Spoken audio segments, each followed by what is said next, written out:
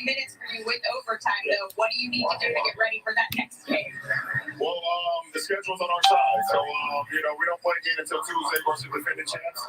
So I have a lot of time, almost 72 hours to lock in on my knees, lock in on the rest of my body, get some great rest. Tomorrow is Sunday, so I probably won't do much of anything besides stay with the family and chill, and get ready for Tuesday. So the schedule's definitely on our side. I was happy to be back on the floor tonight. Rest up, because that's going to be a show on Tuesday, LeBron. Thank you so much. Right. Mike, back to you. Thank you, Malika. It's been a roller coaster ride season for the Lakers. It was a roller coaster ride here tonight against the Knicks. But with LeBron James and Anthony Davis played like they did tonight, the Lakers could become a very difficult team to play than many expected before the season. James back after. What's good? What's good?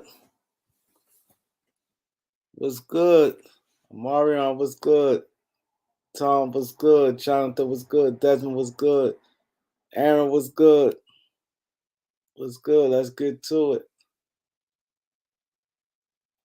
Let's get to it. Let's get the likes up. Big win, my boy Jay Boogie was good.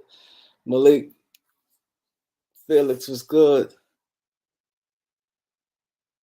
TD the guard was good. Eric was good. Carl was good. Let's go. Lakers is in the building tonight, man. We in the building tonight. Reg Dog was good.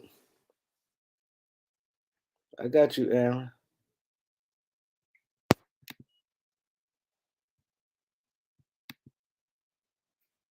I got you.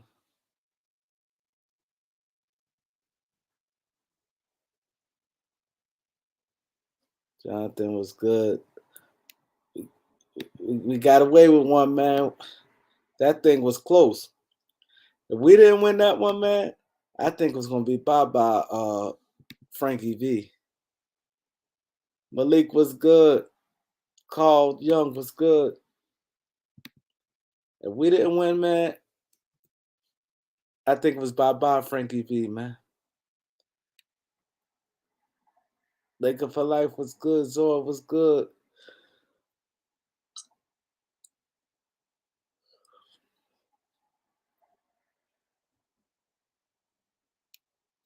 Yeah, Russ got benched.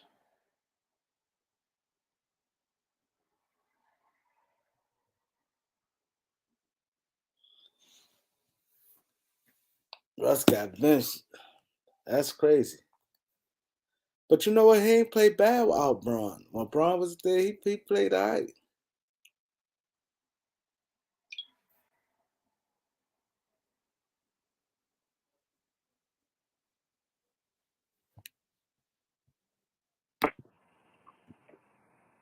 Dez was good, Dez. It's good, bro. Ain't shit, just chill. What you think about that Rush shit? Nigga getting benched. Huh? What you think about them Frank benching Russ? I think it was good for the night. I definitely think it was good for the night. Definitely. Yo, that first half from him though, like that shit was terrible. Bro was giving no effort at the rim on D. Yo, what up, Kareem? What's good? What's good? How y'all? What up, Kareem? Straight. Man, y'all gotta after tonight, y'all gotta put some respect on Ariza name. Nah, he's still old. He's still old. 11 was still 11 points, 34 points. That shows his value. 34 minutes tonight, 11 points. LeBron was even saying after he hit that three, I trust you. He was yelling out to him. If y'all look at that play, he was saying, I trust you. I trust you. He a vet, man. He gonna get it done in the playoffs, bro. I'm telling y'all, bro. Trust him on. I don't trust him. I'm telling y'all. It take a while for a player to get in game shape. When your minutes is fluctuating like that since he's been back from the ankle injury, it take a while for you to get in game shape, especially being a vet. You know what I'm saying? Your body don't recover the same. Sketchy a little bit. Right. But I'm telling y'all, man, he coming on, bro. He coming on. Did Westbrook play in OT? Yeah, I like him hitting his shots. He play Randall good too. I ain't gonna front. Right. I know the Knicks are going to lose now. Because when they always up big, they always put a lead. Yeah, I'm gonna say this too. Look, Kareem, for sure, they getting rid of Westbrook after tonight, man. 5 points. Yeah. Did you see that stat, bro? Did you see the stats with AD, LeBron, and Westbrook? The 5 crowd are points for booing him. Russell Westbrook, bro. They The crowd gotta are get booing rid of this Hey, fool, that's bro. crazy. Mans was 1 for 10. 5 points, bro. Come on, man. 5 points. He let Come Monk. on. He Monk just had looked 2 9. defeated out there, yo. Like he looked. Yeah. Facts. Even the crowd was hoping he wasn't taking the three. Did y'all hear the crowd, bro? Yeah, It was that's like, Yeah. no, I've kind of felt no. bad for him then. Yeah, I did. I kind of did feel bad for us. Like, Like, bro, he he's had like out of 2 there, bro. points, right? He gotta be out of there, bro. After But I tonight, bro, feel he gotta be out of there, bro. Yeah, They that even had solidified it. they even had Carmelo Anthony. Who Mark noise is Jackson that in the said, background? I think man, that's Eric. It's not Westbrook because his mute was on. It's Eric. yeah, yo, Eric Bledsoe, your mic. Who? even Mark Jackson was like, bro, Carmelo Anthony was over there consoling him, like, bro, you a Hall of Facts. Famer, you a All-Star, all this stuff, bro, just to get him in the game, bro. And that still didn't help, bro. He gone, bro. He Nah, gotta be gone, bro. he missed 2 clutch free Kareem, throws he right gotta after be that. gone, bro. Y'all Yeah. saw Russ break the free throws at the end. He defeated, man. Man, bro. Yeah, what I happened to him? would do all, man. Oh, what up, Kareem? What up? It's good. His confidence is shaking. Man, knew but he would lose. you Hall of Famer, man. How do you forget how to play basic basketball? Yeah. Like, that's Yeah. basic stuff. Like, we're not asking him to score 35. Yeah. He still got pride though as an MVP, former Yeah, MVP. but that Like, basic stuff, man. Like that. Yeah. I just think if Westbrook just take his ego out of it, and he just become an assist man, a setup guy, I think he'll be good. You know what I'm saying? But him trying to run through 3 dudes like LeBron, he can't do what LeBron do, bro. His athleticism ain't the same as it Yeah, was but when he was younger. Russ has nah, never his been a shit. setup guy, though. That's not his game. He need to Yeah, get that's some not. shot. But everybody got to adjust when you play with Bron. When you play with the King, you got to adjust, bro. You got to Even adjust. LeBron adjusted his game. Like, Yeah, he shoot more threes, everything to try to make Westbrook comfortable, bro. And he still can't do nothing, bro. Like he out of there, bro. He Everybody doing gotta be something gone, to bro. make Russ comfortable. Russ got Markel Fultz problem, man. Russ. Maybe Man, 25 bro. just to make Russ comfortable.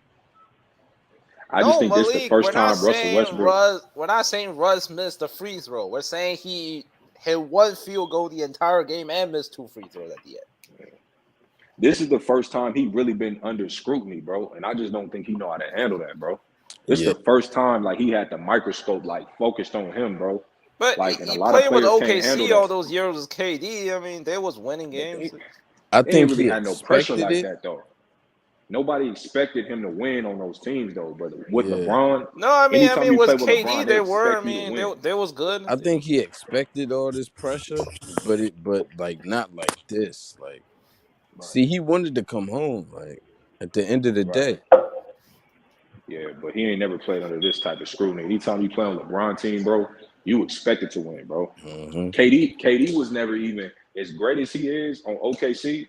Nobody expected him to win championships like they expected LeBron. All the pressure that LeBron went through in Cleveland, even before he went to Miami, they expect him every season. They expect this dude to deliver a championship. Russell Westbrook ain't never played with no player or never had that type of level of expectation on his shoulders. You know what I'm saying? I mean, so did AD So it's before different. 2020. I mean, he was AD fine. ain't never had no pressure like that, bro. Yeah, but AD, he was fine 2020.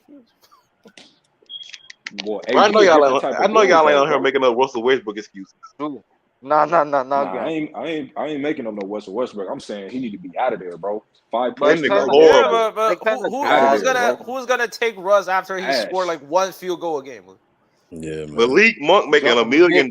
He been playing better than the rest of his That's whole what I'm fucking season. saying. Like, The Thank Knicks you. might take him. we'll be able to keep Malik if we get rid of Russ. I feel like we trade. Yeah, The but best thing who's Frank gonna Vogel take him? did since he been on the Lakers is bench Westbrook bitch ass tonight. That's the best thing he done since he been the fucking coach.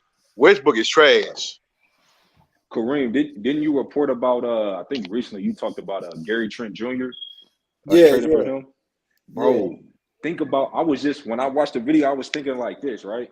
Because I know closer to the deadline, I know the Rockets, they asking for the first round pick, but most likely when they get close to the deadline, we could probably do a straight up deal with Westbrook and Wall.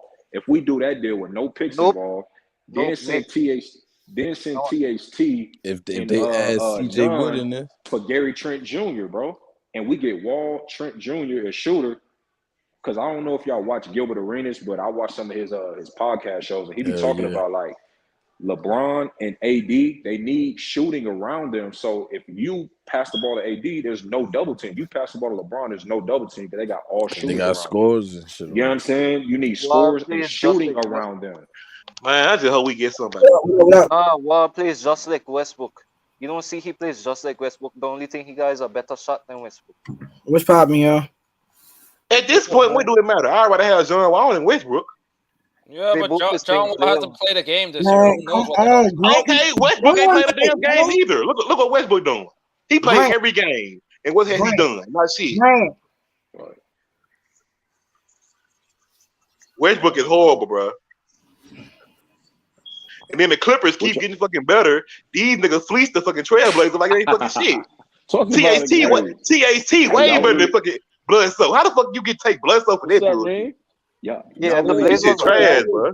Nah, Y'all really think the I Clippers just don't got think the better? Lakers offered THT for that. Lakers can have fucking God on their team, and niggas will take bombs before they take something from the Lakers. They This be shit hating sad. on LA. Ain't They hate nobody on trying LA. to help the That's all Lakers that get is. better, man. It's business. At bro. the end of the day. Y'all really Niggas would rather have the Clippers get, man, fuck the Clippers. y'all really think the Clippers got better, bro? From that Yes. week Hell ass yeah, they trade? got better. Hell That yeah, nigga, they Norman, do. Norman Powell a fucking beast, When nigga. you put Bobby Have you ever Portis seen Norman on that Powell play? court, They Grant, traded away Grant. 3 Bro, bums. I'm gonna tell y'all Of course something. they I'm got gonna tell better. y'all something. I'm gonna tell y'all What's something. up? Bro, Go ahead. have y'all seen Norman Powell, bro, on offense, bro? He's Norman garbo, Powell's bro. better than Eric Bledsoe. Norman Powell Bro, like to he's shoot too garbo, You much, mean to bro. tell me I would He's rather have Norman garbo, Powell bro. or not a lot of niggas on the Lakers? He too trigger happy. Everybody ranting and raving about this Clipper deal, bro. Covington, bro. 1 year deal, bro. He never getting that type of money again, bro, after this deal is up, bro. Nobody checking for Covington, bro. What he getting 4 They got years, a 4 they They got got a better in cheap that deal. deal, though. Covington Only doesn't thing make the that folks much, did right? was unloaded. They unloaded bombs. Hey, Bro. Kareem, I got a question. They Bombs. traded away Thank 3 you, bro. trash players for Thank 2 you, bro. players they can use right Yo, now. That's Hey, Kareem. y'all can't They- deny, like, they got I got a Lue, question. like, they gonna be well coached. They gonna be better coached than they was at the Blazers, bro. Everybody overreacting about that trade, The bro. Lakers You can they leave just beat Norman our Ty Powell fucking. Lue open, gonna bro. put them They in just beat our ass position a to fucking be couple games ago. successful, bro. You Like, can I leave hate Norman the Powell Clippers open with on all my offense, bro. soul, He's Hey, trash. bro. Kareem, I got a Ty question. Lue, What up, Aaron?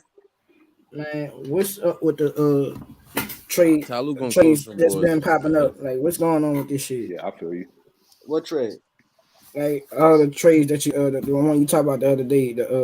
Oh, it's basically a wait and see it. I tell you, most deals gonna go down from Tuesday to Thursday. It's really not much gonna go down now. That trade happened, which is cool. Well, when's I the still deadline? like that trade that Elder brought up, that 3 for 2. Which one? So you saying we gonna get John Wall off that deal? Nah, it No, should there's a be. lot of deals. Believe me, Lakers talk. There's a lot of stuff that's being discussed right now.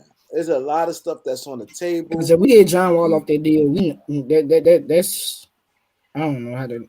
Well, nobody's seen John Wall play in a while though. Yeah, right. That's what I'm I saying. mean, John Wall played last year, but got hurt again. I don't give a fuck how John Wall play. It can't be no worse than what Westbrook doing right now. They're the But same you player. see, you Ain't no saying that telling. until he injured, bro. You can't be saying that shit. They're the same. Nigga, Westbrook playing like he fucking injured. And he You, healthy. Five Yeah, fucking but points, one if for 10 John- shooting. nigga. if John Wall is if injured, John we Wall count get one. I injured, then guarantee what you, saying then? I bet any type of money right now, I don't even know the plus minus shit. I guarantee you Westbrook probably got the worst plus minus in the league. He probably do. He probably do. He probably do. I'm not denying that. But at the end of the day, you got to be on the court to produce, nigga. I was so happy when they booed that nigga. That nigga horrible. That's the question with John. Elder was right when he said the other night. Elder was right when he said the other night, though, that every time Russell Westbrook is off the court, we play much better. Facts. Like, look at the whole game, bro.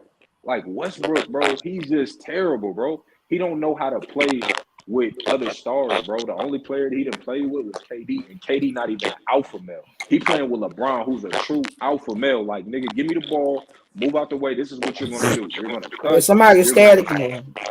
You know what I'm saying? He's going to tell him how to play and instruct him how to play, and players got to adjust to that. Like, even though he changed Kevin Love, Chris Bosh game, they won 2 championships out of it in Miami. He won a championship with Love out of that. So he going to adjust your game because he's the true alpha. KD, he not an alpha male, bro. Russell Westbrook was the alpha on that OKC team, so he could do whatever he want to, bro. Most assistant coach was always yelling at him, bro, over that because he was taking over the team. But now he can't do that shit with LeBron, bro. You can't do that shit with LeBron, bro. I ain't seen a superstar for the Lakers get booed like that in a while. You won't see AD had to pull back when he dunks them, when he trees them. Dwight Howard got booed. Man, Dwight Howard ain't no fucking superstar like that. No. When Dwight Howard was good, obviously not this year. Obviously, that was 2014. He got booed. I just want to see what Westbrook gonna say in the post game sheet because he got booed. He got embarrassed. Nothing. I wanted to cry. I wanted to cry when that nigga got booed. And I ain't even no fucking. Hold on, y'all. Salute, Elder. Hey, salute. Salute, Elder. Salute, Phantom. Y'all good? Yeah, we good. Go ahead. Oh, okay. Oh yeah. Y'all already get y'all takes and stuff on the game and everything. Yeah, I gave my take. I think Kareem. I was gonna ask you about that last play, Elder. What do you think LeBron should have did against that big when he drew Anthony Davis? Just asking for your basketball acumen. When he called for a pick on the last play in the last 8 seconds for AD to come set the screen, don't you think he should have attacked a taller dude? And if he knew he was gonna take a jump shot, he should have maybe had a smaller, maybe put Malik Monk in the pick and roll to get a switch on a shorter guy to shoot over the shorter defender instead of shoot. He misread it. He had his mind made up before, but nobody went with Anthony Davis. Nobody even came tagged him until he got to the basket. So if he would have come off that screen and kicked it right to Anthony, he either goes up and long extend dunk or shoot the floater or like he did, the one play before. He should have passed the ball to Anthony Davis actually. Right. Because Anthony, when he tagged him and rolled, nobody went with Anthony Davis. Right. And so I you would think have on passed that last Anthony play, Davis if I was him. So you think on that last play he should have passed the AD in the last? Yeah, but Monk should never. When he drew Mitchell Robinson on him, that's what you said. When he drew Mitchell Robinson they didn't go though. They didn't go when he tagged and went and rolled. Nobody rolled with AD. But LeBron came off that screen really already was minded that he was going to take that shot, and so did the Knicks. They knew he would, so that's why they didn't roll with AD. But that's what I'm saying, Elder. But that's what I'm saying, Elder. Don't you think he should have probably had Malik Monk in the screen so he can get a smaller dude? If he already had his mind up, he was going to settle for the jumper instead of taking that contested shot against a taller defender, Mitchell Robinson. Why don't you put a guard in that pick and roll and shoot over the smaller? If it's two smaller dudes, they stunt LeBron and make him pass and they rotate. And you don't have, remember, it was only, 8 seconds? So you don't have a full 14 remix clock or 24 seconds. So if it's two little guys, you have to stun him on that. If he's called up for a little dude, you just trap the ball, make him pass. I'm going to give make him rotate. And then you already got the other guy cheating to the open guy. From the backside, he's cheating. He don't have a lot of time. You don't have time to make 2-3 passes there. That's because he called AD, he's gonna roll. You still had 4 seconds, 3 seconds. Give the AD, let him do the floater, let him do a layup. Whatever he gonna do. But because you gotta read that. But LeBron had his mind made up. You could tell when he came off, he already had his mind made up. He's gonna take that three. Right. That's why. So Elder, I got a question. How you feel about that RJ3 that somebody left him wide open on? Transition. Man, that's every Laker game. We worry about this. Yeah, transition. Every Laker game. Yeah, that shit happened. Yeah, get it like that. He made a big shot. RJ played really big tonight. He played well. I knew though. I called the game and I was with family here, and I said, everybody plays the Lakers well. These guys definitely will because you got Julius who hates the Lakers because they never re-signed him. You Right. have Fournier, Kemba, what's the other guard name? Burke. Alex Goddamn. Burke. All of them are going to play well because they want to get traded to the Lakers. Right. And RJ Barrett been the hottest Knick in the last 2 months. He's been on fire.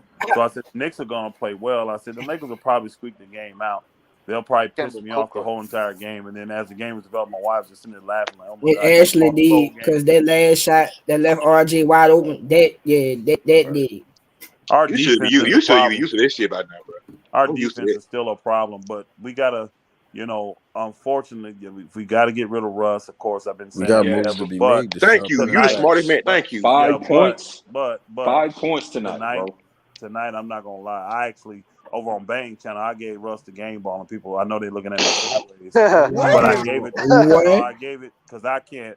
I'm not gonna lie, y'all. As a player, you never celebrate a man's demise. You know what I'm saying? And to have that happen to you at home. Right. That's your hometown. He's from there, and you playing for the team you grew up wanting to play for, and then yelling, "Don't shoot, don't shoot," and them like that. Bro, I know that was tough. The old player in me kicked in. I was just like, man. And if you notice, all the Laker players went to Russ and was supportive extremely nice. Yeah, LeBron trust him to take the shot. Them people paying their hard-earned money to go watch their team. Yeah, but watch. They don't want to see niggas shooting off the damn side of the backboard every game. Hold on, bro. I agree with Elder because you can't do that. That is not a good look. Not at home. On the road, not at home. But watch this. But at home, I ain't LeBron, gonna lie, bro. LeBron said no. It hurt me. It hurt. Hold on, Elder. Hold on. Like when LeBron said, "Don't cut him off." I can't even hear Reem. Oh, my fault. He was saying something, bro. I ain't hear him. Cut him off. Go ahead, Elder. No, I think he wanted Kareem to go, didn't he? Yeah, Reem was saying something. Go ahead, Kareem. I didn't know I cut you off, Kareem. I'm sorry. No, he cut Reem, you off. I ain't hear you, man. DC, I ain't hear you. And you gotta let niggas talk, bro. Kareem, Reem, I ain't hear you. I was finished. I just said they can't do that at home. That's not good, man. I got you. Yeah, the player in me that hurt. I'm not even gonna lie. I was hurting for Russ tonight, man. And nobody wants to see Russ go more off the Lakers than me, but that hurt me tonight. I was like, man, that just hurts. And he played like that. Elder, I do a question for you though. How you hurt knowing that he know where he at in Laker Nation? That ain't gonna work. I'm just telling you. Why you hurt for him? If you've ever played basketball, bro, if you've ever played, that's got to be like the worst feeling in the world. To be booed, public and talked to like that by your home crowd. Yeah, but it was all good last year. Not being disgruntled. Lakers at his home. To boo you the way they did, real loud like that. We don't care about him. It's Lakers. We don't care about him like that. But you can't, bro. Again, y'all not getting it. Y'all not because y'all not getting it. You never been in a situation. Now I ain't gonna lie, I ain't never been in a situation where the home crowd boo me like that. But I have seen it before. I've been other places where where I remember couple games, I'm killing. And they can't stop me, right? And the home crowd start cheering for me and calling me MVP, stuff like that. You know what I'm saying? And then booing their play. Bro, that stuff, man, you just put yourself in that shoes. You like, man, ain't no way in hell. I'm out here busting my ass, and I'm having a bad game and or bad quarter, bad season, and this is how y'all repay me? So even with Russ being new and all, I'm just telling as a player, you don't ever want to see that. You don't ever. I think that's what happened. And I got a question. Man, how y'all act like the '90s was? This will be a piece of cake in the '90s. Nah, but y'all not looking at the guys in the players, fans in the '90s just understood. They may boo the team in the end of the game for like a really bad game and nobody concentrated. But what they did to Russ, it's gonna be very hard pressed for you to find another game where a team did that to the home player, y'all. That is extremely embarrassing. That's really rough. Then I think his wife was in the crowd tonight. I know he was seeing. The thing is, y'all got to look at. The key is he's from LA. What does that mean, though? That's like right now. I'm not from LA. He's a child. I mean, man, you still can get booed. Hold on, y'all. I can't say that. I'm trying to understand. I got you. But he's okay. He's from California, but it's a difference between playing with the Lakers. We don't care about that. We don't care about that. Y'all don't get that. You don't get it, bro. You don't understand. He played high school there, and they cheered for him. He played college in LA, y'all. UCLA. And they cheered for him. He's what you call a hometown hero, and he's not playing for your beloved Lakers. It should be love, even when he's struggling. It should be love to pick him up. And I know he played bad, but the Lakers do care about him because he's a local hero. He's a He's a hometown hero. And I'm just saying, even if you're not a hometown hero, That's that's your opinion, hard Elder. to That's your do when opinion, the though. fans I turn on you respectfully individually. disagree. Now, hold on. Here's the thing. The whole team played like shit. You didn't hear them booing them in the first quarter when they was down 20 points. Thank you. 24. Or second. You didn't hear that. You see what I'm saying? Oh my God. They singled him out. You saying they singled him out? Westbrook making $44 million. I'll be booing my ass out to the too. panel. Salute to the panel. I just got in here. What's good, Brett? Hey, how you doing, Kareem? What are you guys talking about? I'm sorry, I just came in. They on her feeling sorry for Westbrook because he got booed tonight. I ain't finna get his ass no cottonelle tissue. Well, he trash. He need to go. Yeah, but my opinion is, that's just how, Los Angeles, man, they like New York. You got to think of some of the toughest arenas to play at. Okay, hold on, bro. My brother Brent, right? Yes, sir. I understand New York tough, Philly tough, LA tough. Y'all tell me one time where y'all heard one individual player get booed like that. No. What I'm saying is, who's that? Elder, is that Rufus? I didn't see Kobe get booed in Philadelphia. Again, I see teams at the end of the game and what I mean by that in the quarters and stuff, but I've never seen an individual player. No, I agree with you. Booed the way he got. That don't happen, y'all. I'm telling you. Right, but what I'm saying is the lowest of the lowest. Like my son, we were sitting here. What I'm saying, Elder Rufus, we were sitting here watching. It's Rufus, bro. I'm sorry, it's Rufus. I'm sorry, Rufus. Mm-hmm. And basically, we're just sitting here. And my son, man, he said Westbrook only got 5 points. You know what I mean? And I just think when you go to a championship team like the Lakers, a championship, the banners and stuff, and then you have to. And I understand, like people say, well, Westbrook is a triple-double king, and like Oscar Robertson. I met Oscar Robertson, and he owns the Cincinnati stuff. And I met him, and we was talking about, legendary players and how basketball has changed and, his triple doubles. And when you look at Russell Westbrook, I mean, he's accomplished, but, his career. But the only thing he hasn't done is won a ring. So, and the way I look at it, when you go to the championship Los Angeles Lakers, and, there's 17 or 18, I think it's 17 banners? Yeah. 17, yep. Then you have to, that's big shoes to fill, and the whole all blame year. Kobe, sir. Blame Kobe. He made it that way. The expectation is high. But can't come there and play like that. And I'm not gonna comment on that. Have your fans, But what I'm gonna say is, when you go to LA and you have to, wear those big shoes. Russell Westbrook, he's not, he can't handle the spotlight, and like. You know what I'm saying? He can't handle the spotlight. That's what I was just gonna say. I just told my son, I was like, LeBron is a mega star. He's a legend. He's not dead. I don't like to really call him legends because legends are dead, like Michael Jackson and Whitney Houston. Those are legends. But he is. LeBron's a legend. Anthony Davis he's a superstar. And my thing is Russell Westbrook. He's still in all-star status. You know what I mean? He hasn't even gone to superstar status yet. He barely an all-star this season.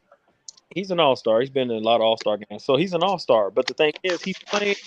He has to learn to play team basketball. Like LeBron James tonight. A lot of people say LeBron James.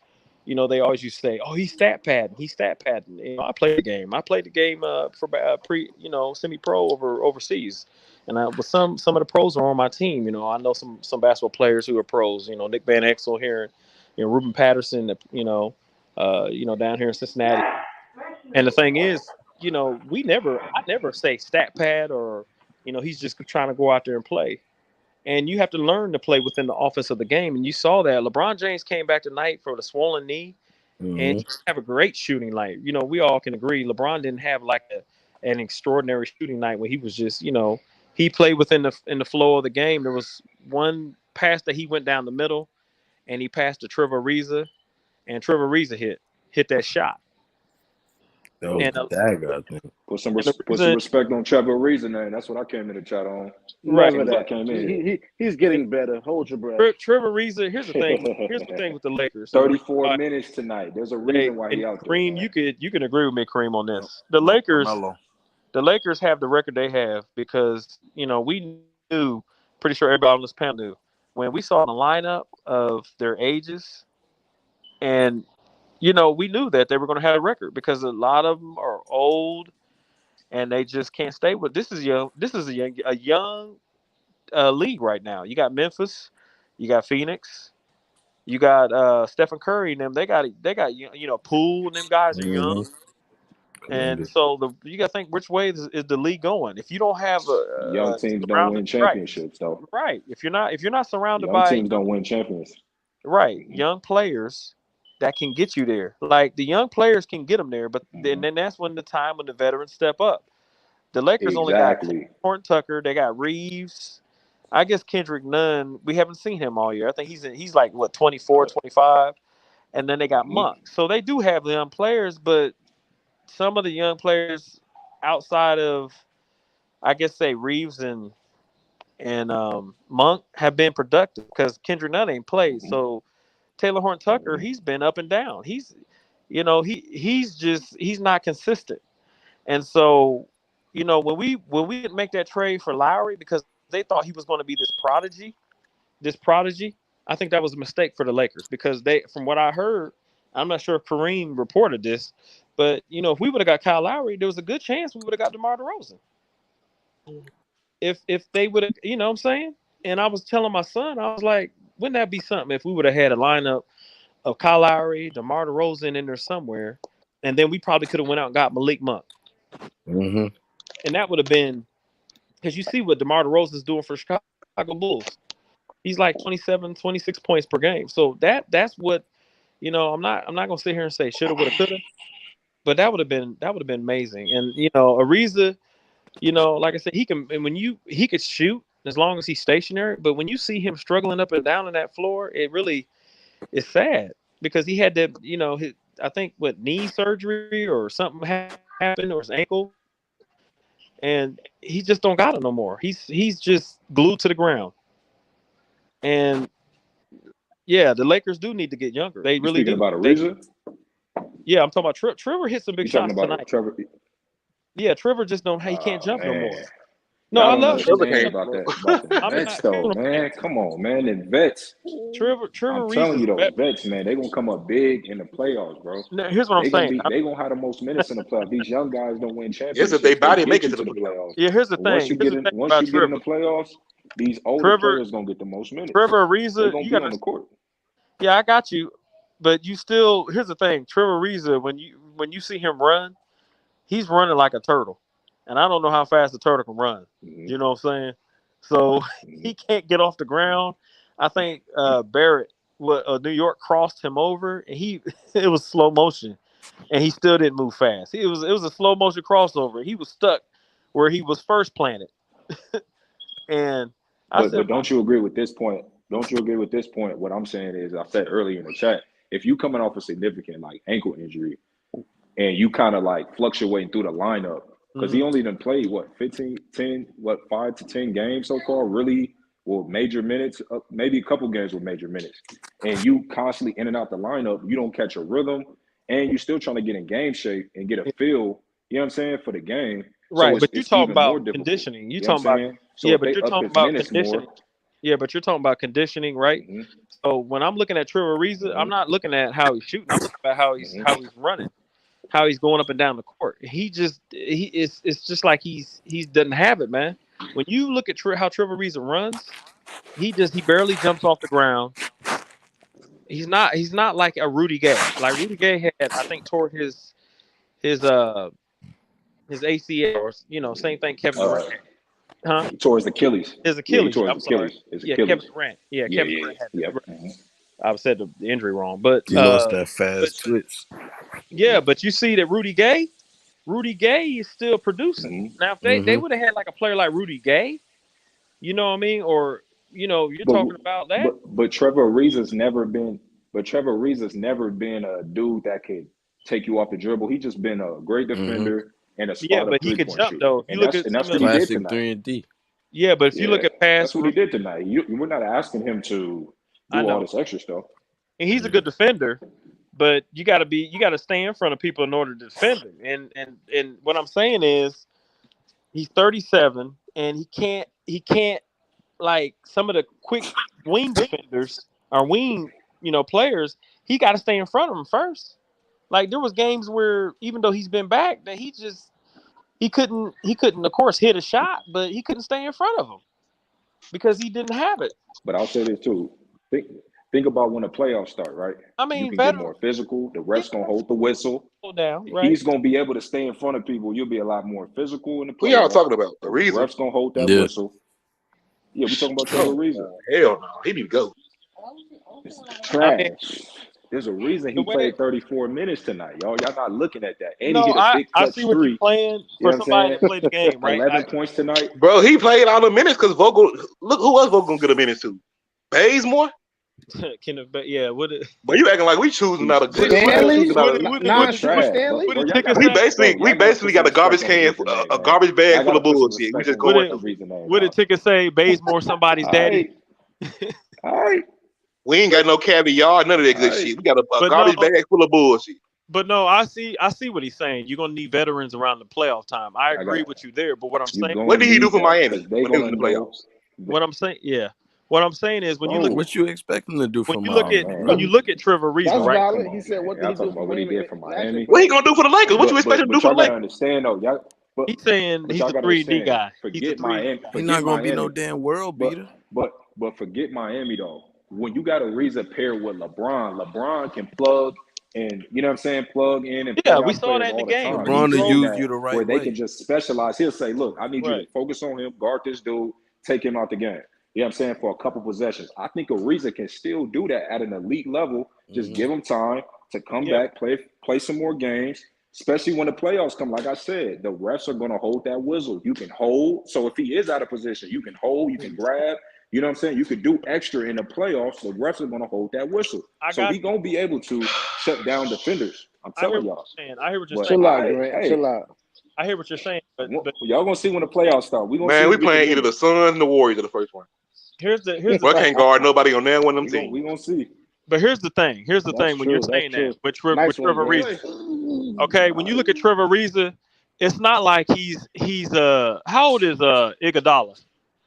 Like 37, I think. No, I thought Iguodala's like almost 40. Yeah, 37. Yeah, 37. They the same age, I think. Okay, so when you look at Iguodala versus Trevor Ariza, who would you rather have, Iggy or Trevor Ariza? Now Trevor Ariza shoot better than Iggy. But Iguodala, that's easy. Iguodala. Iggy's more athletic. He can move. He can still get up there and dunk. He can stay. He can initiate one of the best offense sometimes. He's one of the best on-ball defenders. But I'm not saying that. I would say no. But here's what I'm saying. But I'm not saying that. I'm just saying. Go ahead. I know what you're saying, man. I hear you 100%, and I'm with you on what you're saying. But I'm saying when you see Trevor Ariza run up and down the floor, it's like it's a struggle for him. I feel for the brother. And I'm saying as long as he stays stationary on the three-point line, like when LeBron penetrated and he got set and he made a shot, I was happy that he was hitting shots. Because a lot of games he wasn't doing nothing.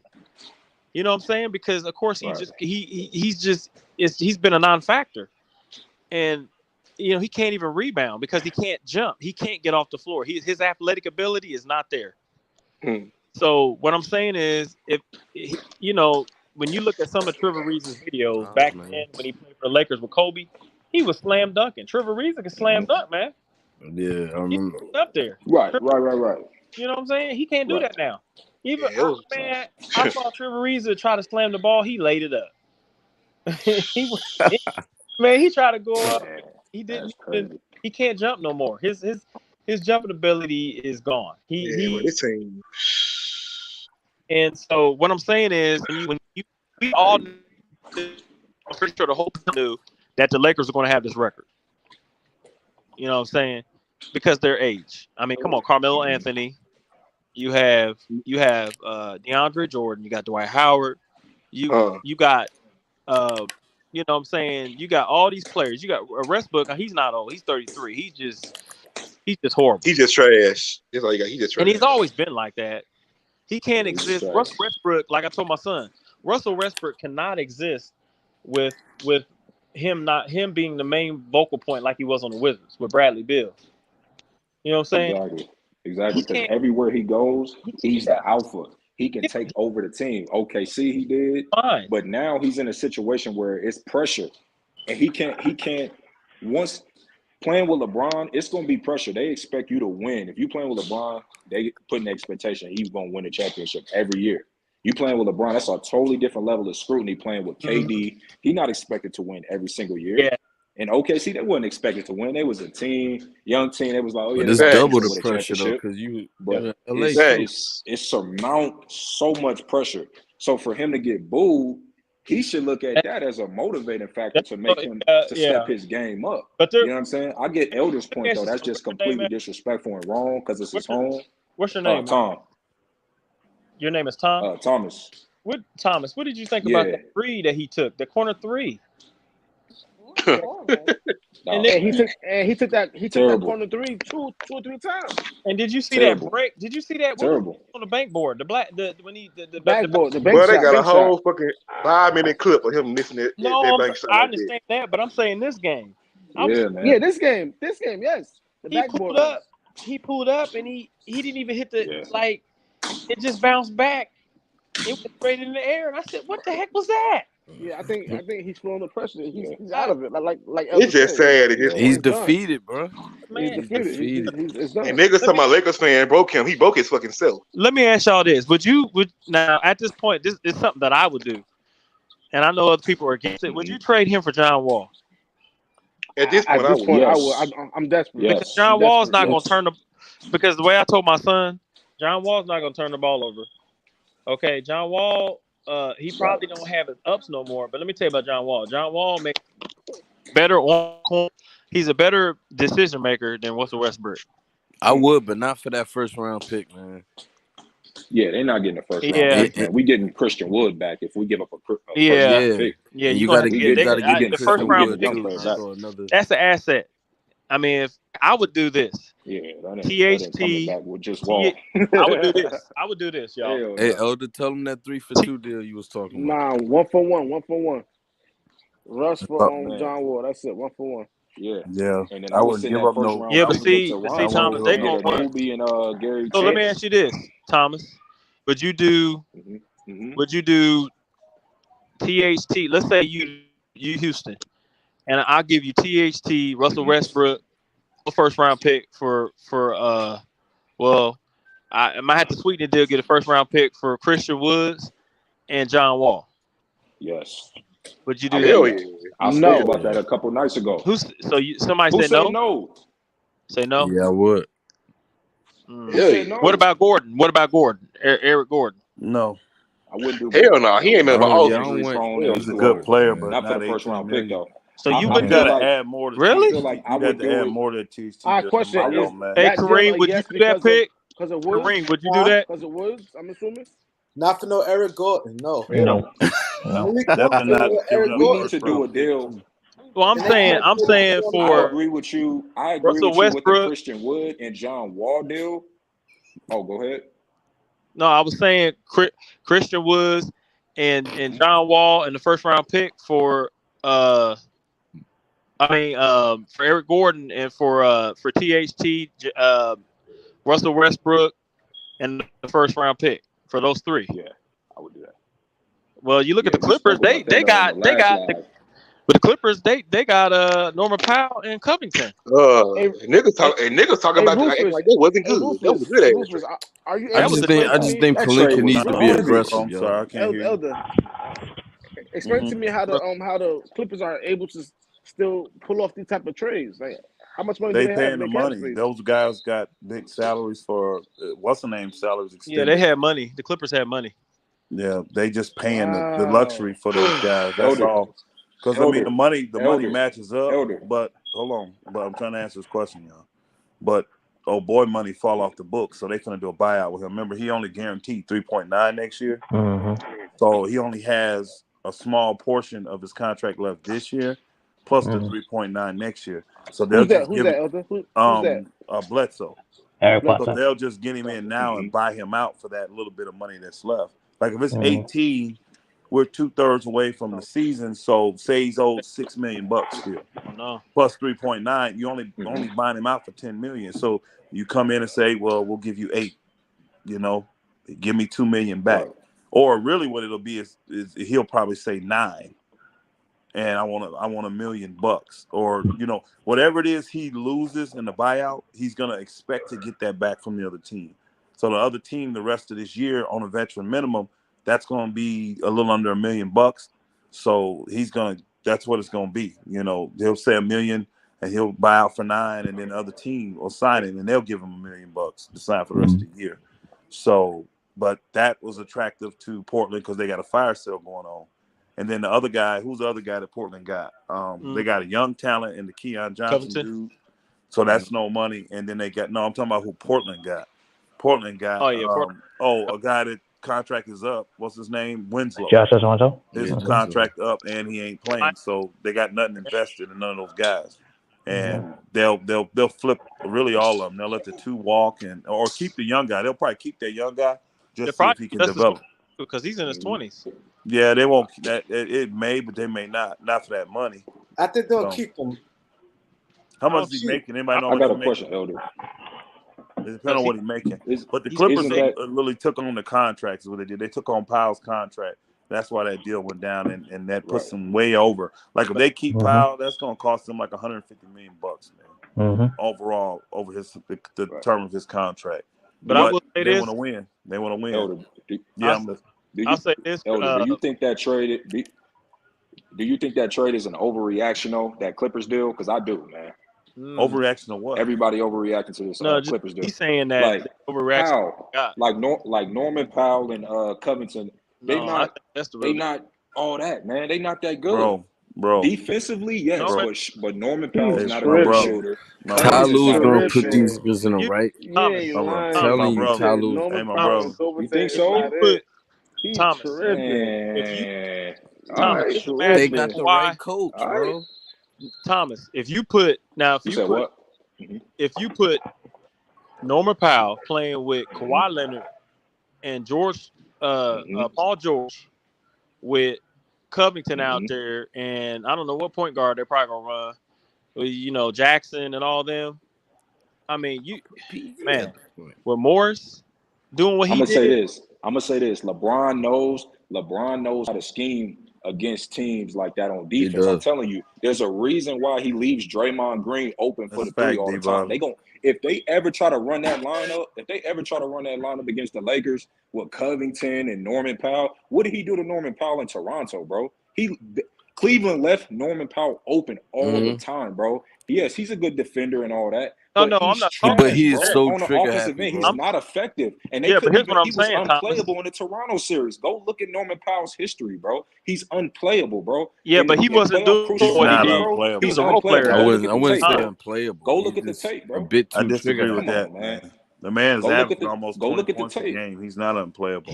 He's having a good season this year too. He's not shooting the ball. Here's the thing, Thomas. You got a guy. Hold on, dude. I'm only talking about what I'm saying. Hold on, bro. When it matters the most, he's trash, bro. Bro, that's your opinion. You got a guy that's averaging almost 20 points a game. I'm going off the facts. Bro, you have a guy that's averaging almost 20 points a game. And he plays decent defense. You put him out there with superstars, he's going to play a lot better. So they did good. How many times? Then they got Covington. How many times have Norman Powell? This dude, man. How many times have Norman Powell contributed? Even in the finals. Even in the finals with the Raptors, bro. What did he do in that Kawhi? He's not in the finals anymore. He played well this year, though, bro. You keep going back. He's playing this year. How's he in done the regular season, though? How's he done this year, But this is the regular season, though. There's a He's lot going of to be playing with a lot better I get your point. He's going to be playing with a lot better I get your point. But Thomas, can I say this? I get your point. He can't look at it, though. He's a spacer. Hold on, bro. You talk about all that. But let me just say this last point. Let me just say this last point. Hold on, one at a time. Go ahead. You know, because you kind of like dominate the conversation. What we're saying to you is this: he ain't trash as you say he is because they just gave him 5-year, $90 million. Exactly. So he can't be trash to everybody. Now, you may not like him as a player, but apparently teams do because they just traded for him in Portland and then re-upped him. If they thought it was trash, they wouldn't have gave him 5 years, $90 million. And if they thought, if the Clippers thought he was trash, they wouldn't have traded for him and take on that contract. Yeah. So you may not like him as a player, bro. Somebody had to pay him. Yeah, but no, he's wanted, bro. Somebody acting fail, bro. Isn't he averaging 20 points per game? Yeah, he close to 20, like this is my point. 18.9. There's a lot of this is what I'm saying. This is what I'm saying, Elder. This is what I'm saying. This is what I'm saying. I'm not saying he's a trash. Okay, I'll take that back. I apologize for the trash thing. Okay, but this is what I'm saying. Then, when it comes, if you look at his tape in the playoffs, when he's played with DeMar DeRozan, just let me finish this. When he played with DeMar DeRozan, Kyle Lowry, even on that finals team with Kawhi. What does he do in the playoffs? When he plays with these stars, like y'all saying, with Kawhi and Paul George, he'll be able to play off of them. Marcus Smart's, what's that dude? Marcus Morris, he's on the team. They're going to be spacers for Kawhi and Paul George. He's not a great shooter. He's going to eventually be unplayable when you start talking about going up against teams like the Warriors, when you start talking about the Suns, when you start talking about the Lakers. He can't shoot on offense, bro. He can't. Have shoot, you had my brother? Have you watched? He's evolved since those. He's evolved since that playoffs game, man. That was 2019. Yes, bro. And you look at Norman Powell. How is he shooting this? How is he shooting this season, bro? Look at this season, How is he shooting this season? And bro, above league average though, right? And bro, you relieve stress off him while you're playing with Kawhi Leonard and Paul George. That's going to relieve stress off of him. Hold on, brother. Hold on. Well, the guy that's dogging Powell, I respect what y'all saying. The guy that's dogging him. Why do you think the Clippers wanted him then? If he's that trash and he cannot make a shot, why did the Clippers want him? Why would they take on 5 years, $90 million if he can't make shots and he's trash? I'm asking you a question. Why?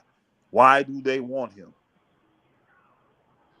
Did the brother drop out? What's the deal? No, he's still Anybody there? Oh no! I'm back. Nah, because the reason why they're trading for them, in my opinion, is because he's a defender. He's played with Kawhi in the past. He's an elite. He's pretty good defensively, and they're hoping, they're banking on, because you're gonna have faith in certain players. They're banking on for him to play off of Kawhi and be able to play off of Paul George to knock down those corner three balls, just like Marcus Morris, and be able to be a threat on the offensive end. But we all know, you in this league now, you got to be able to at least knock down a corner three, or at least shoot the ball a little bit well consistently. If you're going to be an elite defender in terms of getting heavy minutes. What do you think his 3-point shooting percentage is this year? You may want to look at that before the tape, but what I seen in the playoffs. You may want to 41%. 41% from three. Hold on. 41. Hold on, Eric. What percentage was that? Hold on, bro. 41% from three. 41%. So, my brother, it almost seems like you haven't really watched him since the playoffs that year you're talking about, because he's evolved. And also, let me hold on. With a player like Norman Powell, when you get Kawhi and Paul George, who might be stagnant that night, that's a brother who can go off for 30+ points. That's valuable. He's a ball of energy. Hey, everybody can do stuff in the regular season, bro. I'm talking only about when it counts. I'm not talking about his averages in the regular season. Go look at his playoffs. Go look at his playoff numbers, bro. When he you acting like we talking about a scrub, man. This brother is good. This brother is a solid player. This is Thomas. This is what I'm trying to tell y'all. This is a fact. There's players that play well in the regular season and don't show up in the playoffs. That's fact. That's been proven in NBA history. Players that'll get 25 a game, bro. And I'm not even 30, honestly 40, all this stuff, bro. Honestly, I'm not even really in agreement with you. I'm not even really in agreement with you that he was that bad in the playoffs that year. He didn't get as many minutes. He just dropped 30 points against the Lakers not too long ago. Hold on. Hey, he just said he didn't get as many minutes. Why didn't he get as many minutes, bro? He's unplayable on the offensive end, bro. He was not unplayable. He just dropped 30 against the Lakers not too long ago. Oh, wow. Hey, Tom, what are you talking about? Bro, what are you talking about? Are you talking about regular season dropping 30 or in the playoff dropping 30? Give me a 30-point game. This is the Lakers' hometown. You're talking about dropping 30. Bro, give me a 30-point game from Norman Powell in the playoffs, bro. So let me matters the most when he plays with stars, bro. When he plays with stars, he does not produce, bro. That's why he's a bench player. But he got better since then. You have to. He's got. What are you? Better since then. So Thomas, can I say this? He just started getting minutes when he went to Toronto. Thomas, he wasn't always getting minutes when he got in the league. Hey, let me say this, Thomas, to your defense. I know what you're saying. You're saying that when you're saying that he's going to go to the Clippers. And in the playoffs, you're talking about strictly the playoffs. You don't think he's going to strictly when it matters, right? That he's not going to produce. But what I would say is that Norman Powell, when he used to go up against like LeBron, and LeBron was in the East, in the Raptors, Norman Powell would come off the bench, and he was inconsistent because he was, that's when Norman Powell. You got to understand, that's when Norman Powell was building his game. Norman Powell was building his game. He was inconsistent. He was like a Taylor Horton Tucker in the making, but what Taylor Horton Tucker should be. You know what I'm saying? Like, you know what I mean? But now Norman Powell's worked on his game, and he's not that Norman Powell that you think he is. Not at all. Okay, hold on. So to that, I say this though. They're trying to build. Damian Lillard says he wants to stay in Portland, right? He's saying that he's not going to ask for a trade and all this other stuff. Portland wants to build around him.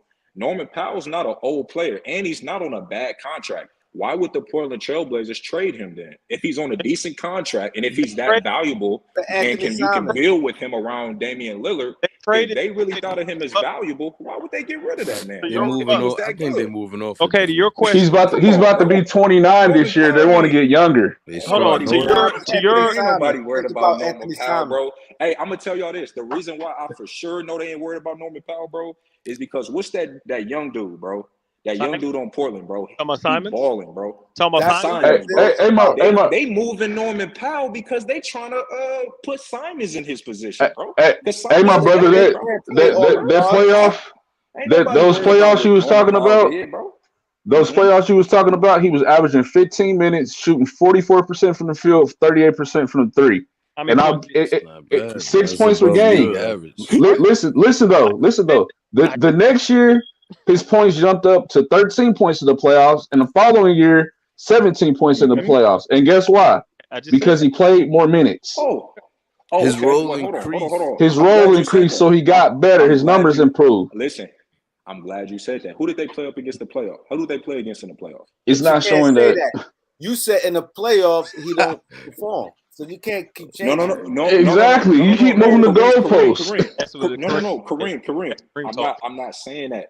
I'm not saying that maybe his game has improved. I'm saying that crucial moments when it matters. When you playing with these star level players, bro, that 17 he averaging, bro, watch the game though. How did he really get those averages? We know 17 points. Was it effective? All right, I'm about to put it in the points though. Hey, 17. Hold on, 17 points from 50% from the field goal and 38% from the three. That's good numbers, my brother.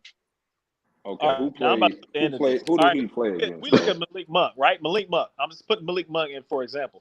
Malik Monk played for Charlotte, right? Okay, he was in the hot seat a couple of times with Michael Jordan. So but he evolved into that player that he is now. Now Malik Monk's not no all-star or anything like that, right? But he could soon be a Norman Powell. If he works on his game, he could be in a position just like Norman Powell is. I mean, we saw what he did tonight. The last couple games in Atlanta, he had 30 points. The other game, you know what I'm saying? He's having better games than Russell Westbrook. But he can be a Norman Powell. He keeps working on his game.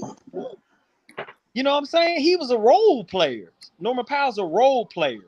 He's a role player. But he worked on his game. He went in the lab. He put in work.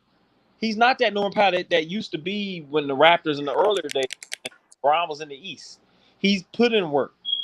So he's not that player. And if you put him with it was a pup back then. And a Paul George and you put him with that team, I'm telling you, that is a dangerous team. In Covington playing with defense. So. Covington only has to, Covington has that defense. He can leap.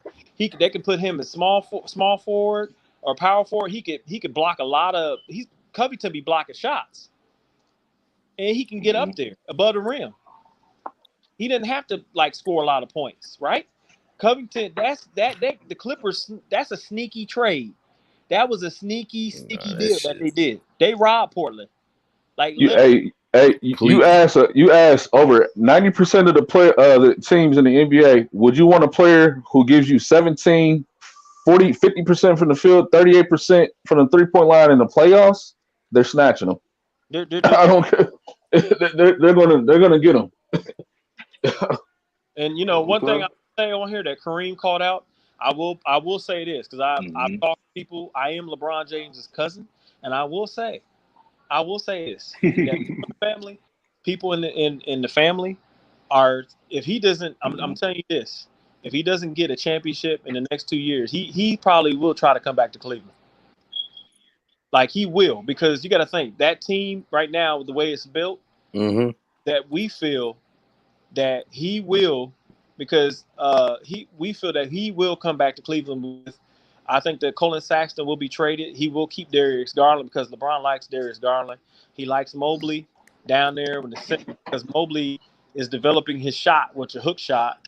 He can shoot from the free throw line, and also, not Mobley, Allen developing the hook shot, and he could get up and play defense. But Mobley reminds LeBron of Chris Bosh. He sees him in Chris Bosh. But don't you think the headline is getting outplayed though? I think he reminds me of KG. About him possibly returning to Cleveland. When you see how Mobley plays, he can shoot. He's learning how to shoot that three. He rebounds. He plays with his back to the basket. He kind of shoots it. Kevin Garnett is more of a shot blocker who, Kevin Garnett, he wasn't a great 3-point shooter, right? But look at Chris Bosh. Look how Chris Bosh played when he was young. When he first came and he played for the Raptors, look how he was. Look how his game was. He was an inside player who developed the outside game, right? Yeah. That's how Mobley. I put them two side by side, and Mobley has the same moves going to the basket, but he's taller at 7. I think he's like 7 foot, 7 foot. So Mobley's taller. Chris Bosh is like 6'10". He's a couple inches taller. So with LeBron looking at marketing at 7'1", he's going to keep some of them players there, but Colin Sexton doesn't fit the lineup. So LeBron's his mic went out on my end. I don't know Yeah, your shit going out. Yeah, I don't. Bosh is a Hall of Famer. I don't really like. I think it's premature to even compare the two right now. I mean, he's going to be a decent player, but just I don't know. But yeah, I feel like the headline about him possibly going out back to Cleveland, people then grabbed it and running with it, and it's like we really don't know. Yeah, man. I don't think that shit. I don't think. LeBron is fam, man, like literally family, and there's rumblings in the family that he doesn't like what's going on in LA. Like Anthony Davis. Have you heard that from his mouth? Because have you heard that come from his mouth? Because I'm always been told trust but verify. I heard it from him. You heard it from him that he's not. Well, when you hear, all right, let me say this: when you hear from Charles Oakley, who's a good friend of LeBron, it usually starts like this. You remember when Russell Westbrook? Let me say this: you remember when Russell Westbrook? There was rumors about him going to LA, even though we weren't happy. We're not happy with it now. And then we was like, nah, I don't think that's right. And then you saw LeBron James and Anthony Davis friend request his wife on Instagram, right? That was a rumor. Yeah. And then before that, way back, there was rumors about him returning to Cleveland. And then finally, it happened. So you got to think, when stuff is leaked, it's leaked on purpose. That stuff ain't just... Charles Barkley ain't one of the 4 horsemen, though. There's Maverick, Rich Paul, Brian, and then I forgot the other person. I mean, I feel like they're cool. There ain't no disrespect or anything, but for him to know inside information, I just totally disagree with that, my brother. Well, I'm gonna tell you this: LeBron James is chasing the GOAT. He's chasing Michael Jordan, and right now, the way the team's constructed. But that's part of his doing though. So why would he want to leave? You know what I'm saying? Obviously, he wanted Melo there. He wanted Russ there. Yeah, but what I'm saying is, I don't think it makes sense. What I'm saying is, when you look at the team, the way it's constructed, the way the team's constructed, right? Do you think LeBron James will win a championship the way the team's constructed, knowing that they're not going to get a draft pick? If they end up trading that draft pick, they ain't gonna have no. Hell no. All right, so if you know that. Hey, fellas, hold on. I need y'all to quit saying the Lakers don't have draft picks. They do have draft picks. Yeah, no. What I'm saying is, I'm talking about years out. No, they have a draft pick next year. Yeah, I thought it was 2024. No, they have a draft pick in 2023, a draft pick in 2025, and a draft pick in 2026. Hold on. Let me talk. In 2026 or 2027. They don't give up those picks. The Pelicans just have the option to swap those picks. So if the Lakers pick is better than the Pelicans, they can swap. But the Lakers will be making picks in those years. So I don't like when people say we don't have no picks. We do. And we have a future because we have good young players on this team. We got 5 or 6 good young players. I'm talking under 28, 20 and under players on this team. So I don't know why people saying the Lakers' future look dim. It don't. We still have picks. I think they're saying that shit because the AD is like. What I'm saying because they hear everybody else say it, and then they know the Lakers can't trade any picks until 2027. That's the earliest we can trade. Yeah, that's what I'm saying. But people take that and think we don't have any picks, and we do. No, we have picks. That's not what I was saying, Elder. What I'm saying is they're not high picks. That's what I'm saying. They're not high first round picks. What are you talking about? They're first round. They're first rounders, but you don't know what they. You don't know what. You don't know that. You don't know what they're going to be. Yeah, but what I'm saying. Yeah, but here's what I'm saying. They're unprotected. No, it's not that. Hold on one second. I'm glad Elder brought that up. And that's good because we're gonna do the show tomorrow. But you guys have to understand exactly what is being said. When you have pick swap, you can't trade the picks. You can't trade the picks, and then you don't know if the pick's gonna be high or not. Because let's say if the Lakers and Pelicans both don't have good records, the San Lakers end up picking like 19, and the Pelicans end up picking 16. There's those still good picks. And they won't swap. Yeah. They'll keep it because they got a better pick than the Lakers. And the Lakers just pick 9. You could have both of them in the damn lottery. Say the Pelicans get the number 2 pick and the Lakers get the number 10 pick. They're not going to swap. And we'll keep the number 10 pick. Hey, my brother, how are you related to LeBron James? His aunt, Odell James, is related. Is on my dad's side. Odell James. I'm from Springfield, Ohio, and my dad's got family. I mean, you related to him? Do you know him though, or is he just a distant cousin? I used to go see him play. Yeah. No, bro. You used to go see him play. No, bro. Do you know him? Like, is he family to where you know him? I mean, if he's just a distant cousin that you never met. Yes, I've never met him personally.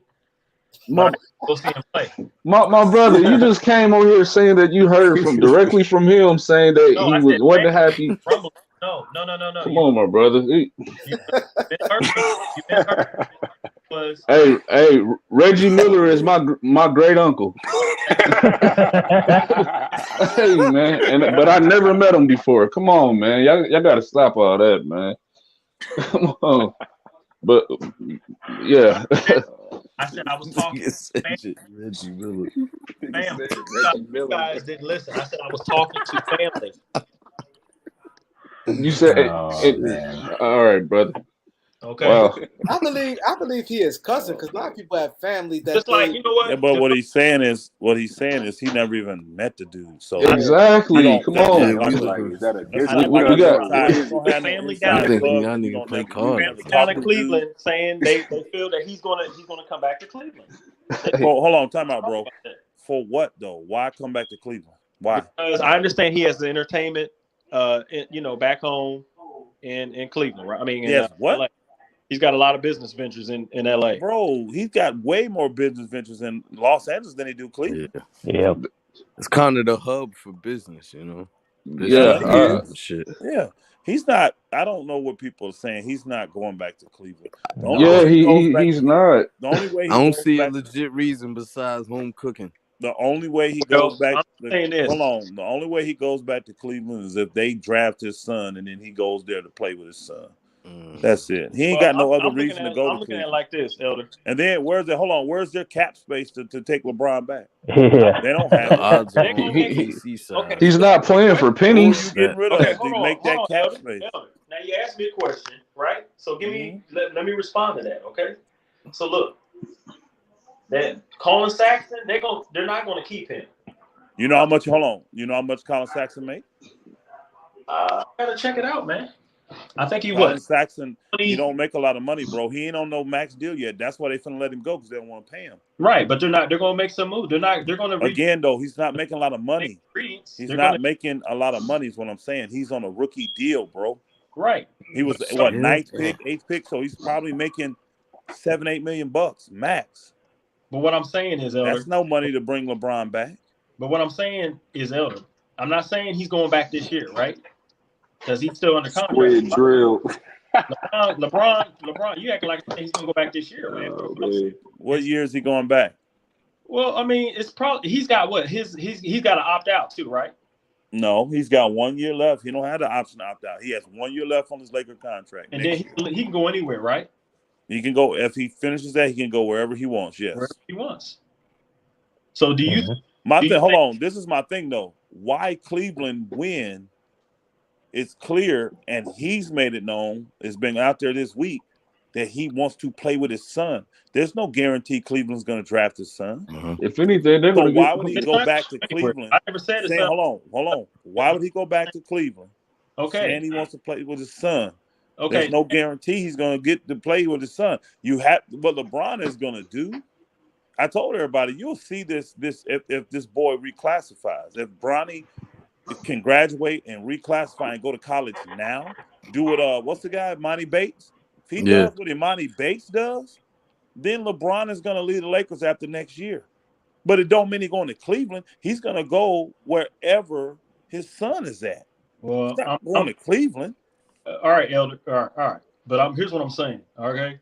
Because you asked me a question, okay? So I feel, all right, and people in the family feel back home in Cleveland that LeBron is looking at coming back because you got to look at Dwayne Wade. When Dwayne Wade was close to retirement, where did he go? Back to Miami. He went back to Miami. Players want to do. He don't want to retire in LA. But you can't put his situation equivalent to other players. I'm saying he do want to retire in LA. So exactly. He's come out multiple times and said he want to get LA. Bro, I'm sorry, you're not making no sense. That's what I'm saying, man. I got a question for Elder. So you're saying when it's all said and done, right now, in the next 2 years, do you think LeBron James is going to win a championship? Say it again. For the Lakers, do you think he's going to win another championship? That's not pertinent to the. You gonna let me answer, bro? That was me. That was my bad, Elder. Go ahead. With the roster the way it's constructed, no. But I have to see what the roster looks like once we make the moves by the February 10th. I'll be able to answer that question. What other changes? Exactly. Because I still think they got a chance to win this year. On the 8th. What the trade deadline's on the 8th. So what? Trade deadline's on the 10th. It's on the 10th, my brother. It's a 10th. It's a 10th. It's on the 10th. 3 p.m. Eastern Standard Time. 3 p.m. on the 10th. Well, they keep saying the 8th. They always say the 8th. I think it's Thursday or something like that. Who always said the 8th? I don't know. I don't know what this brother talking about. It's the 10th. He just said it on bro, no, hold on, y'all. Who said it was on the 8th? He did. He's the only one. Because he's the only one, bro. Stop. Yeah, brother. This is getting a little. I don't know. Yeah. And also you throwing out a lot of stuff, bro. We talk this daily, and we own this stuff all the time. We got friends that are on the inside. You know what I'm saying? We don't have the distant cousins that we've never met acting like we have info from them. I'm not trying to hold on, bro. I'm not trying to degrade you. I'm just saying we have people that are on the inside. That's what it sounds like, Elder. Bro, I'm just telling you, I'm not. I'm saying we're not. Bro. We have people on the inside that are doing these deals that are a part of the NBA. Okay. And there's a big difference. And the information you sharing that we've been on here talking about, it ain't even close to it, bro. And again, him going back to Cleveland makes no sense. Hold on, bro. Hold on. If the goal for LeBron James is to play with his son, and we have multiple articles coming out today and yesterday saying that he wants to play with Bronny. It makes no sense. No, I'm not. You're not letting me finish, bro. Elder, you're not letting me finish. Let him finish. Let him finish. Quit cutting me off, bro. I let you talk all day. You didn't put me to sleep, and I done woke back up. Shit. I mean, I'm just being honest, bro. It makes no sense for him to go back to Cleveland because then he can't guarantee to play with Bronny.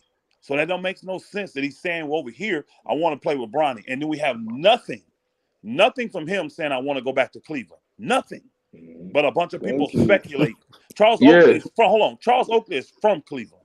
Yeah, he's from Cleveland. Okay. So we see he has a vested interest to say, I think LeBron wants to go back to Cleveland. Exactly.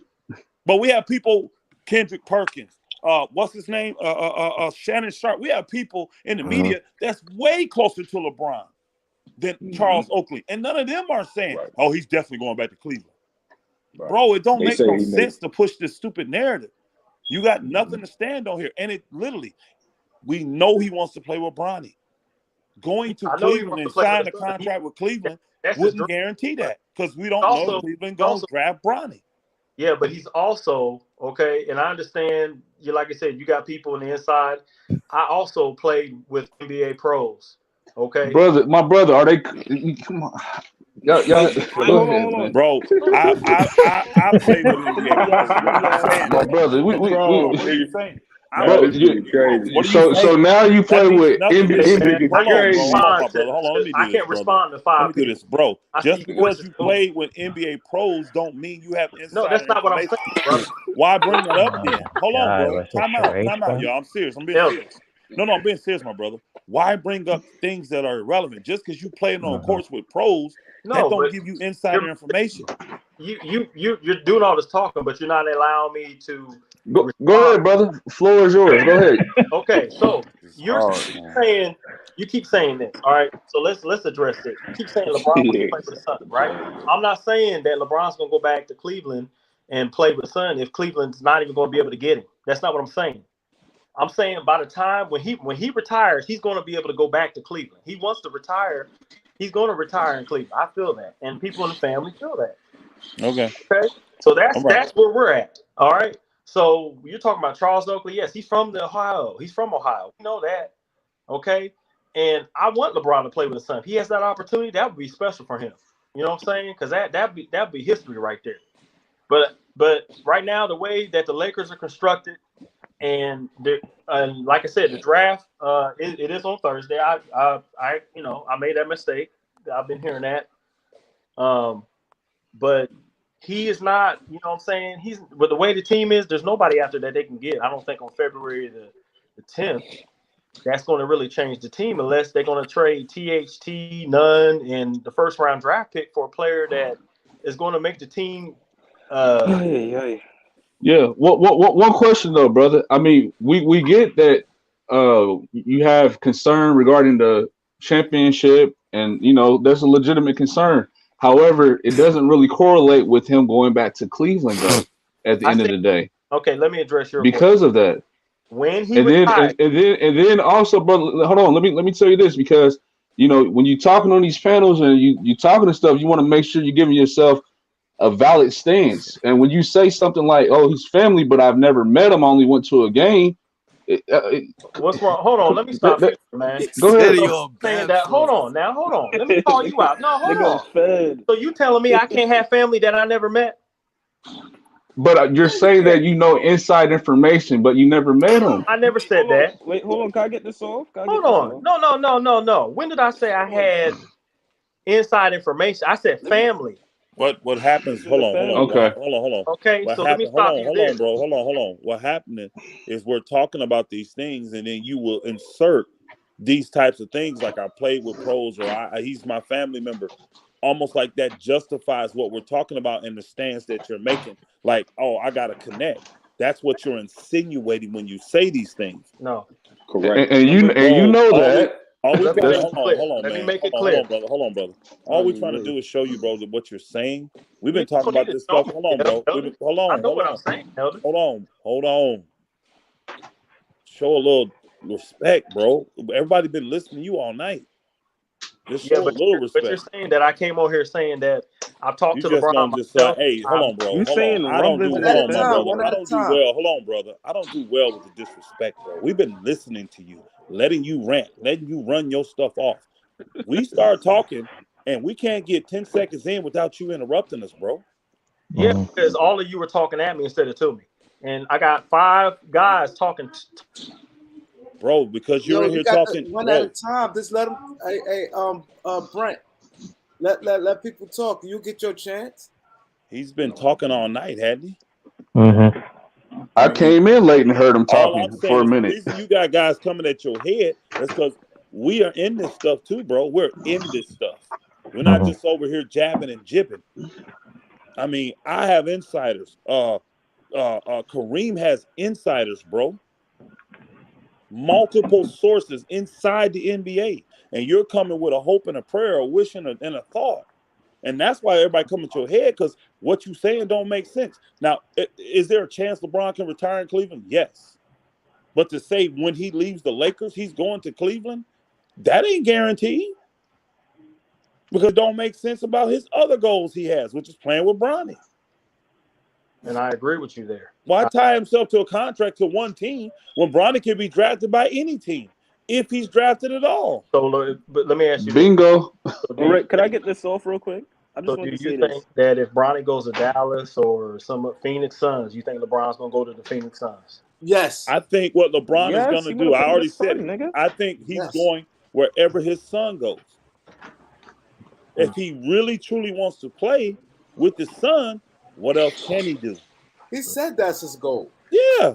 He said that. And when you look at the way everything's set up, if Bronny, this is the thing, say Bronny does what Imani Bates did and reclassifies after this year, that means he's going right into college, not his senior year. Right. So while he's playing his freshman year in college, getting that out of the way, LeBron will be playing his last year in LA. And then when Bronny says, no matter what kind of year he has, when he says, I'm going to put my name in a draft, guess what's going to happen? LeBron's going to be a free agent. And then wherever his son signs, Bron's going to call them and sign there. They're going to know that LeBron is coming. And this is why I was telling people earlier, don't say second round or G League. No, this boy is probably going to be a first round draft pick just because they getting LeBron. He's still playing at a high level. You think he's going to fall off next year and start scoring 15 points a game when he's putting up 30 a game this year? It don't fall off that fast, y'all. No, he's not. All right, I just wanted to say and this. Here's the key. Even if LeBron did, he's such a cash cow, he don't even have to play to make these teams billions of dollars. So he's going to go wherever his son gets drafted. Will they try to orchestrate where he gets drafted? Yes. Doesn't mean they're going to be successful because if I'm in business and I got a pick, now I may not waste a lottery pick on him, but if I got a pick in the 20s and I'm a mediocre team that's middling around the playoffs sometimes, back of the lottery sometimes, why would I not take that pick knowing that it's going to bring LeBron James to me? I would take the pick and use it on Bronny. I don't care if they say that he shouldn't get drafted. I'd take the pick anyway just to get LeBron James. Wouldn't matter if my team won. You know how much money he's going to bring me just coming to my team? Hell yeah, and that's what the owners care about. Yeah. That's a business. Still a business at the end of the day. First and foremost, the money matters more than anything. It matters way more than winning to the owners. Y'all think these owners really want to win? You done lost your mind. Nope. They care about making a profit. It's a business. Almost like a 2-for-1 deal. They number one thing is making a profit. So if they can draft Bronny 17 and that guarantees LeBron, guess what you just did? You just drafted LeBron James number 17. And guess what's going to happen on opening day? You and your LeBron and his son going to be in the starting lineup. Then if they're playing like the do you think he'll try to make trades to make that team? Their son was King Griffey, right? It's going to be crazy. Did his dad actually play with him? Yeah, King Griffey and his dad played together, but his dad ain't really getting no playing time that year. Yeah. Them so two gonna be on the still court. a good plan. Yeah, whoever draft Bronny, I don't care if that child is horrible. Him and LeBron, when that first game go up, they gonna be on the court together. I guarantee it. Elder, do you think the media press gonna be make all year round? round? Big of a story. That's a story every day. I'd start him even if I got to pull him out after the first 2 minutes. He's starting with his dad. You know how big that's going to be? You know how huge that's going to be? So that's why everybody come at your head, B. You talking a lot of stuff that don't make no sense. Well, I understand your stance, Elder, but you know what I'm saying, and one thing I will say is he is fam. So, just like I will say, I went on Ticket TV. I said, you don't know John Legend, so I had to come on screen and show me and John Legend pictures, and we grew up together in Springfield. I had to do that because they called me out, and it wasn't even about that. It was the question that somebody asked me and came at me. I don't even know where that would even come up. No. You said you and John Legend Why would you cousins? and John Legend? No, he said that's his friend. No. Oh. But why would John Legend come up when we're talking basketball? No, on Ticket, he not talking music. No, he don't talk music on Ticket. Elder, listen, that's not what I'm saying. You asked me, did I know LeBron? I don't have. It's not like I didn't ask you that. No, you said have you ever? Right? You asked me that, right? Somebody asked. Yeah, when they start talking, I said, "Well, he your cousin, but have you met him? Like, is he the distant cousin or this somebody LeBron, you in communication with?" Met LeBron. No, So why bring up the fact that you know him? I said he's fam. He's family. I got you, bro. I got you. He's family. That ain't your family. You like bro. the name drop, I see. Bro. Yeah, that's all you like that the is, name man. drop, I see. And But all I wanted to say was this: LeBron James is a multi-millionaire player, bro. He's not letting everybody outside his immediate family know his next move. Oh no, but why are you saying there's rumblings in your family saying LeBron might go back to Cleveland? You don't know what he's doing. They just like got everybody less else. information than we got. I promise. Exactly. Only people who know is his immediate family what he's doing. It sounds good. His It sounds kids. good because he's from Cleveland to retire there. Okay, there's a chance, but he gonna work. I guarantee this. I guarantee this. LeBron James desires to play with Bronny more than he desires to go home and retire in Cleveland. Yeah, come on, man. If that was Do you so think he would try to important, make that Bronny team never went to competitive, though? LA. He'd have never went to LA. There'd been no need to go. Exactly. If that was truly high on his list. And my brother, you was probably better off saying, we got family here and we hope that he comes back. And it's like, okay, that's respectable. But rumblings about this going on and all that. Yeah, you don't know shit what's going on with LeBron, bro. I'm sorry. Nah, but yeah, brother, just go ahead. I'm not gonna change my how I said it. You all. We sure like I not. said, that's just me. Hey, let's move on to the next subject. Yeah. I'm tired of this. How y'all think we're gonna do against the Bucks, man? I think we're gonna do well. We actually played well in the first game, remember? After AD tried to get back into the second half, we played well. So I don't think Giannis gonna go off 40-something and all that again. I think AD showing everybody he finna be ready. But I will say this, Elder. The last game that we played the Bucks, it was I think a couple of years ago when AD played Giannis. They were going head to head. It was a real tough battle. It was a real tough battle. We played the Bucks a few months ago. You know that, right? What are you talking about? No, there was a matchup. There was a matchup. We played Bucks. Hey, bro, we played Bucks. We played Bucks a few months ago. I think he's trying to allude to the time that AD was, he was going back and forth with Giannis on a competitive level, right, my brother? That's what I'm saying. Yes, thank you. Okay. Oh, okay. Yeah. No, everybody know Giannis. I mean, AD can play with him. He just didn't do good in that last game. Mm-hmm. He got shitted on that last game. He did better in the second half, but it was too late. Giannis had already had it rolling. So I mean, 48, 49, something like that.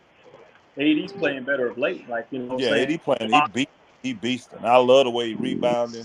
And we would have had this Anthony earlier in the season. He's taking a ton of jump shots. I like what AD's doing. I like what he's showing me right now. Yeah, I mean, you got to be happy. 30 points, 17 rebounds. That's respectable. You can tell he's healthy. Don't he look different to y'all? But there was some time in the game in the beginning of this year. Did you see this some time in the game where he got hit a couple of times and he would go down?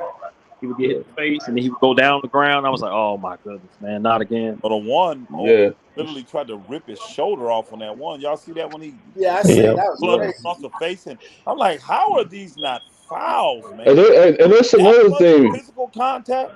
You got to. That's another thing. They was giving the Knicks whatever they wanted. Bro, it was on that whistle. The officiating was really bad in this game. It really was. It was one-sided. It was disgusting. I was like, LeBron, I think LeBron was getting hacked. AD focused to the hole tonight.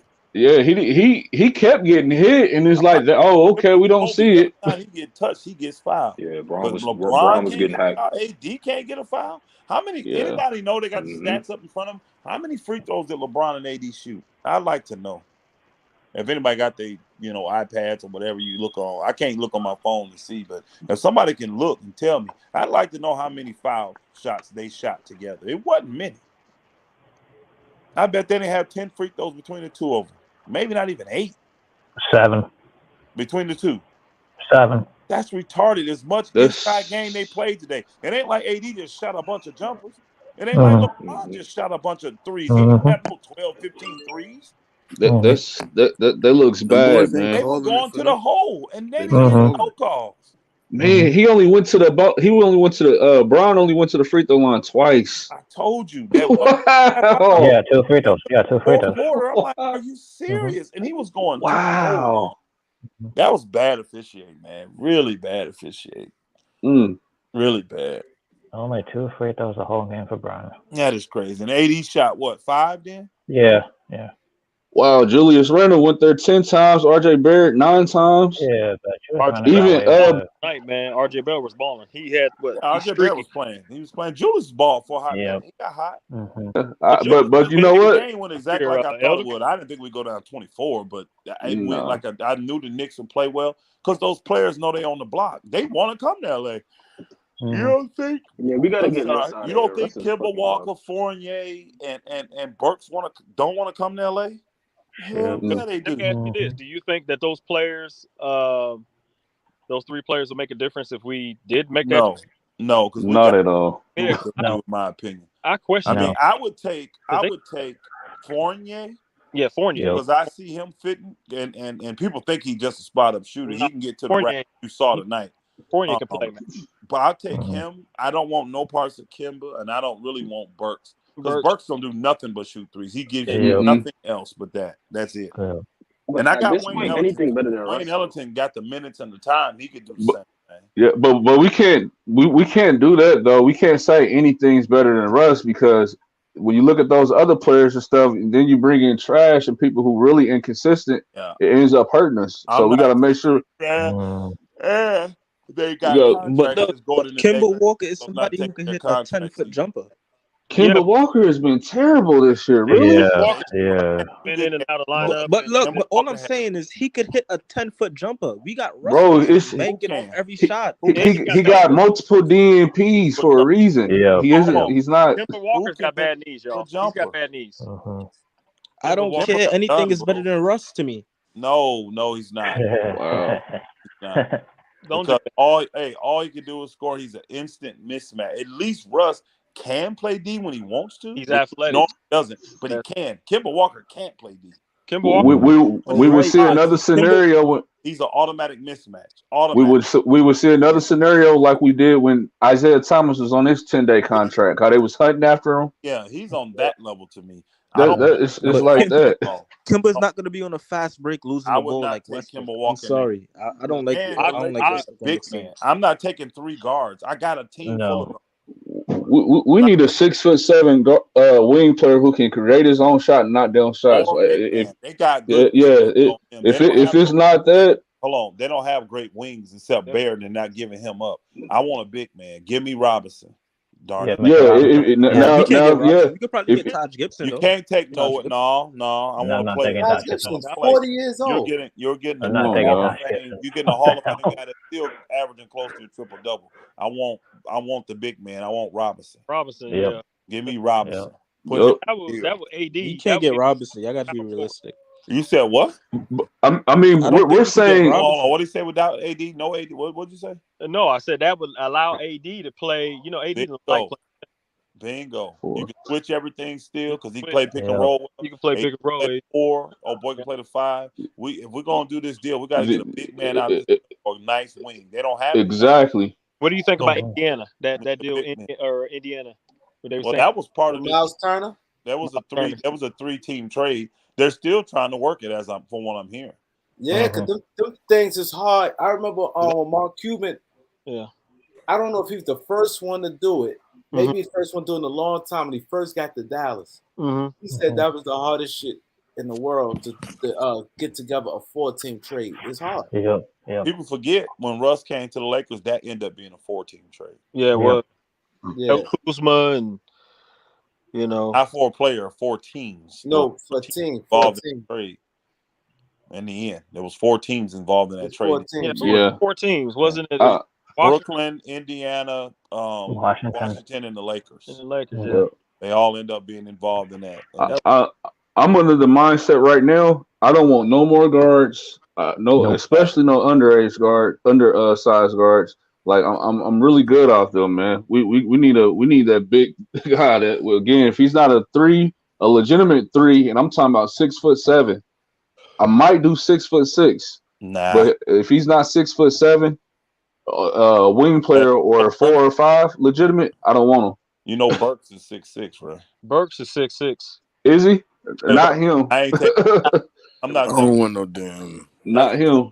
That's a 2 guard in this league. I want. And Burks is streaky too. Burks is. We need a forward, man. 6'10", 6'11". I want something like that, bro. We need big men. We need wings. We need. And we can take another guard, but I don't want 3 guards. I'll take 1. We got another guard. Ellington. We got Monk. Hey, it looked like we're gonna get what's the name, y'all? Who? Bledsoe.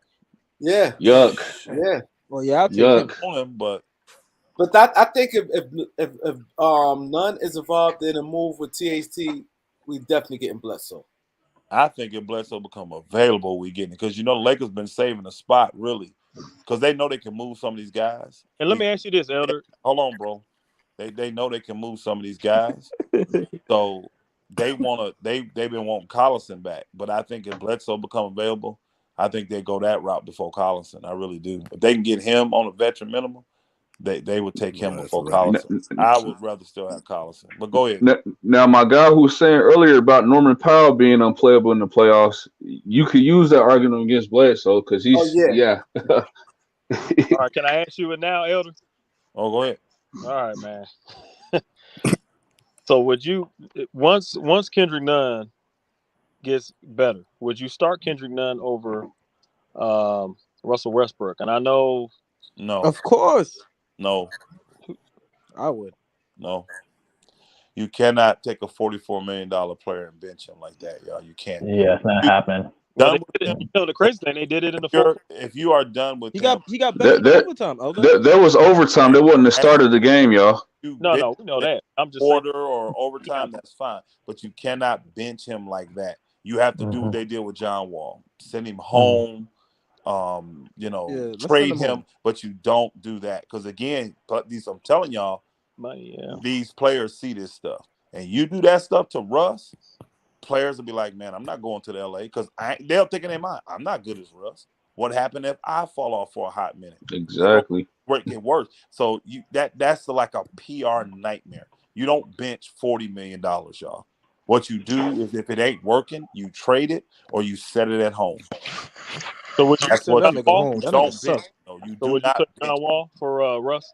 I would do that deal if I had to. Now, I see what the Lakers are trying. Hold on, I see what the Lakers are trying to do. They're trying to get, because we need multiple players. They're trying to get multiple talent back for the asset they have, because it's so high. But if worse came to worse, and like I couldn't get the talent I wanted like that, I would definitely do the John Wall for Russell Westbrook deal. I'm not giving up the first though. You don't have to. You can send them your worst, whatever your worst second round pick is, because the Lakers got like 5 or 6 second round picks. I don't know how many total, but whatever their worst second round pick, you can send that, and they're gonna take it, because they don't even deserve an asset for this deal. But you can do it just to get it done. If I'm Pelinka though, I really want Christian Wood, man. Yeah, but it sound like they said it, but because you're not hearing no rumblings of Christian. So maybe Houston done backed off the Christian Wood thing. Yeah, they said it when the problems happened with him and Kate and Kevin Jr.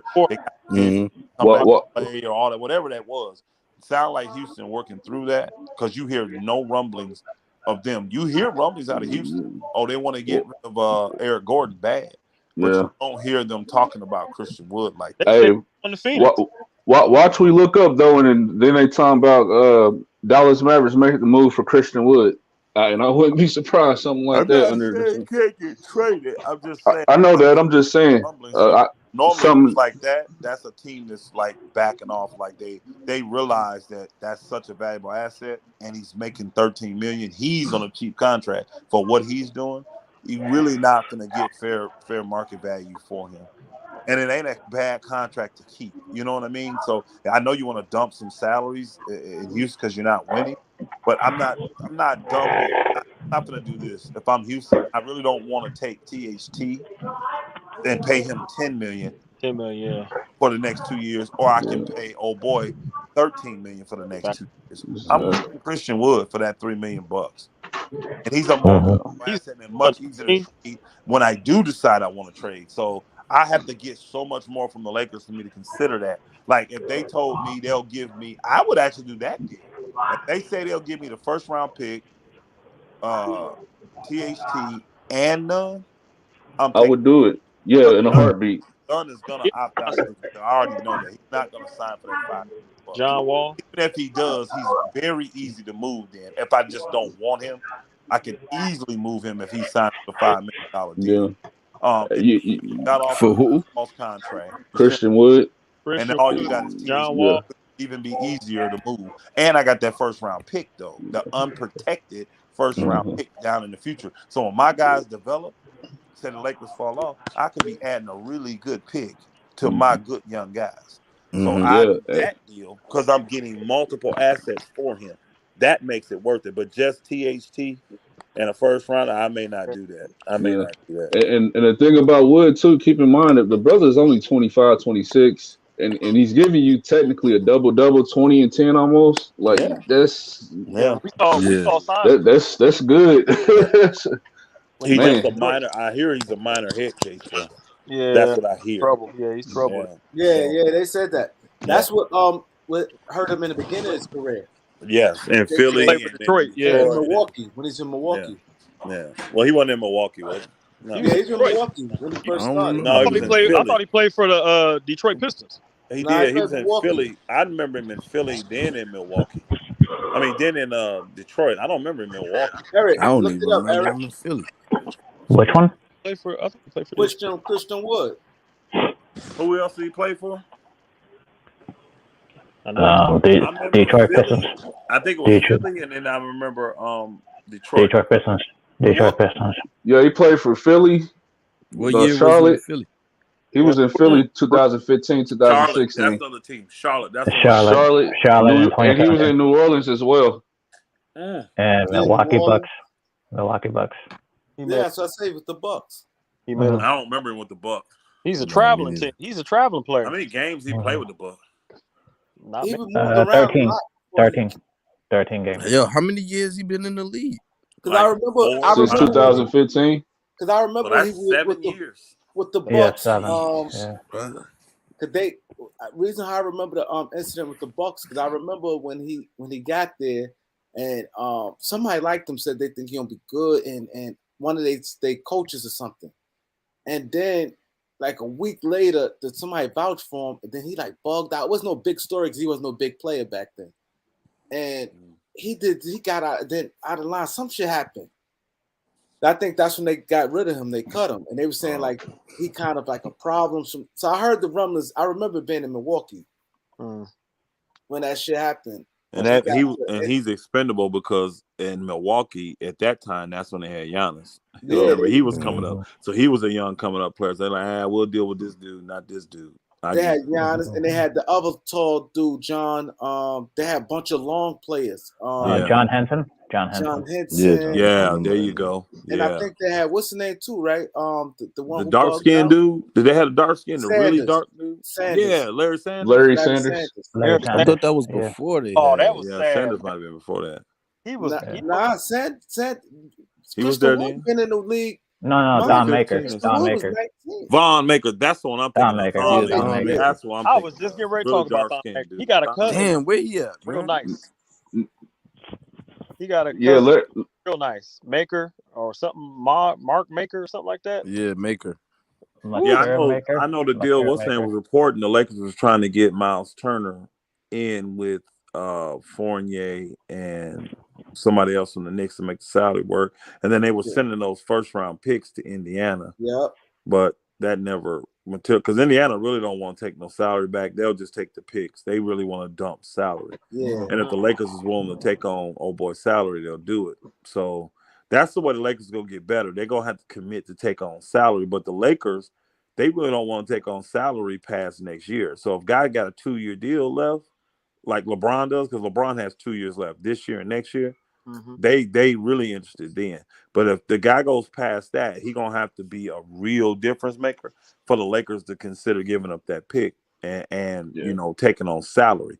Because they keeping the salary open for that year. I don't know who in the world is coming out, but 2023, that summer, What do y'all think we got to do to re-sign Malik?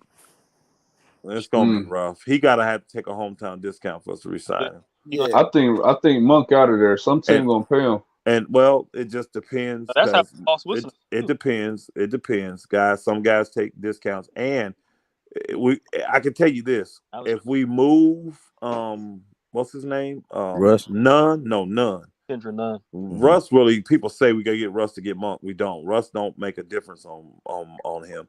We need Nunn to be moved. If Nunn is moved, there's a good chance because that's the spot he's gonna have to go into.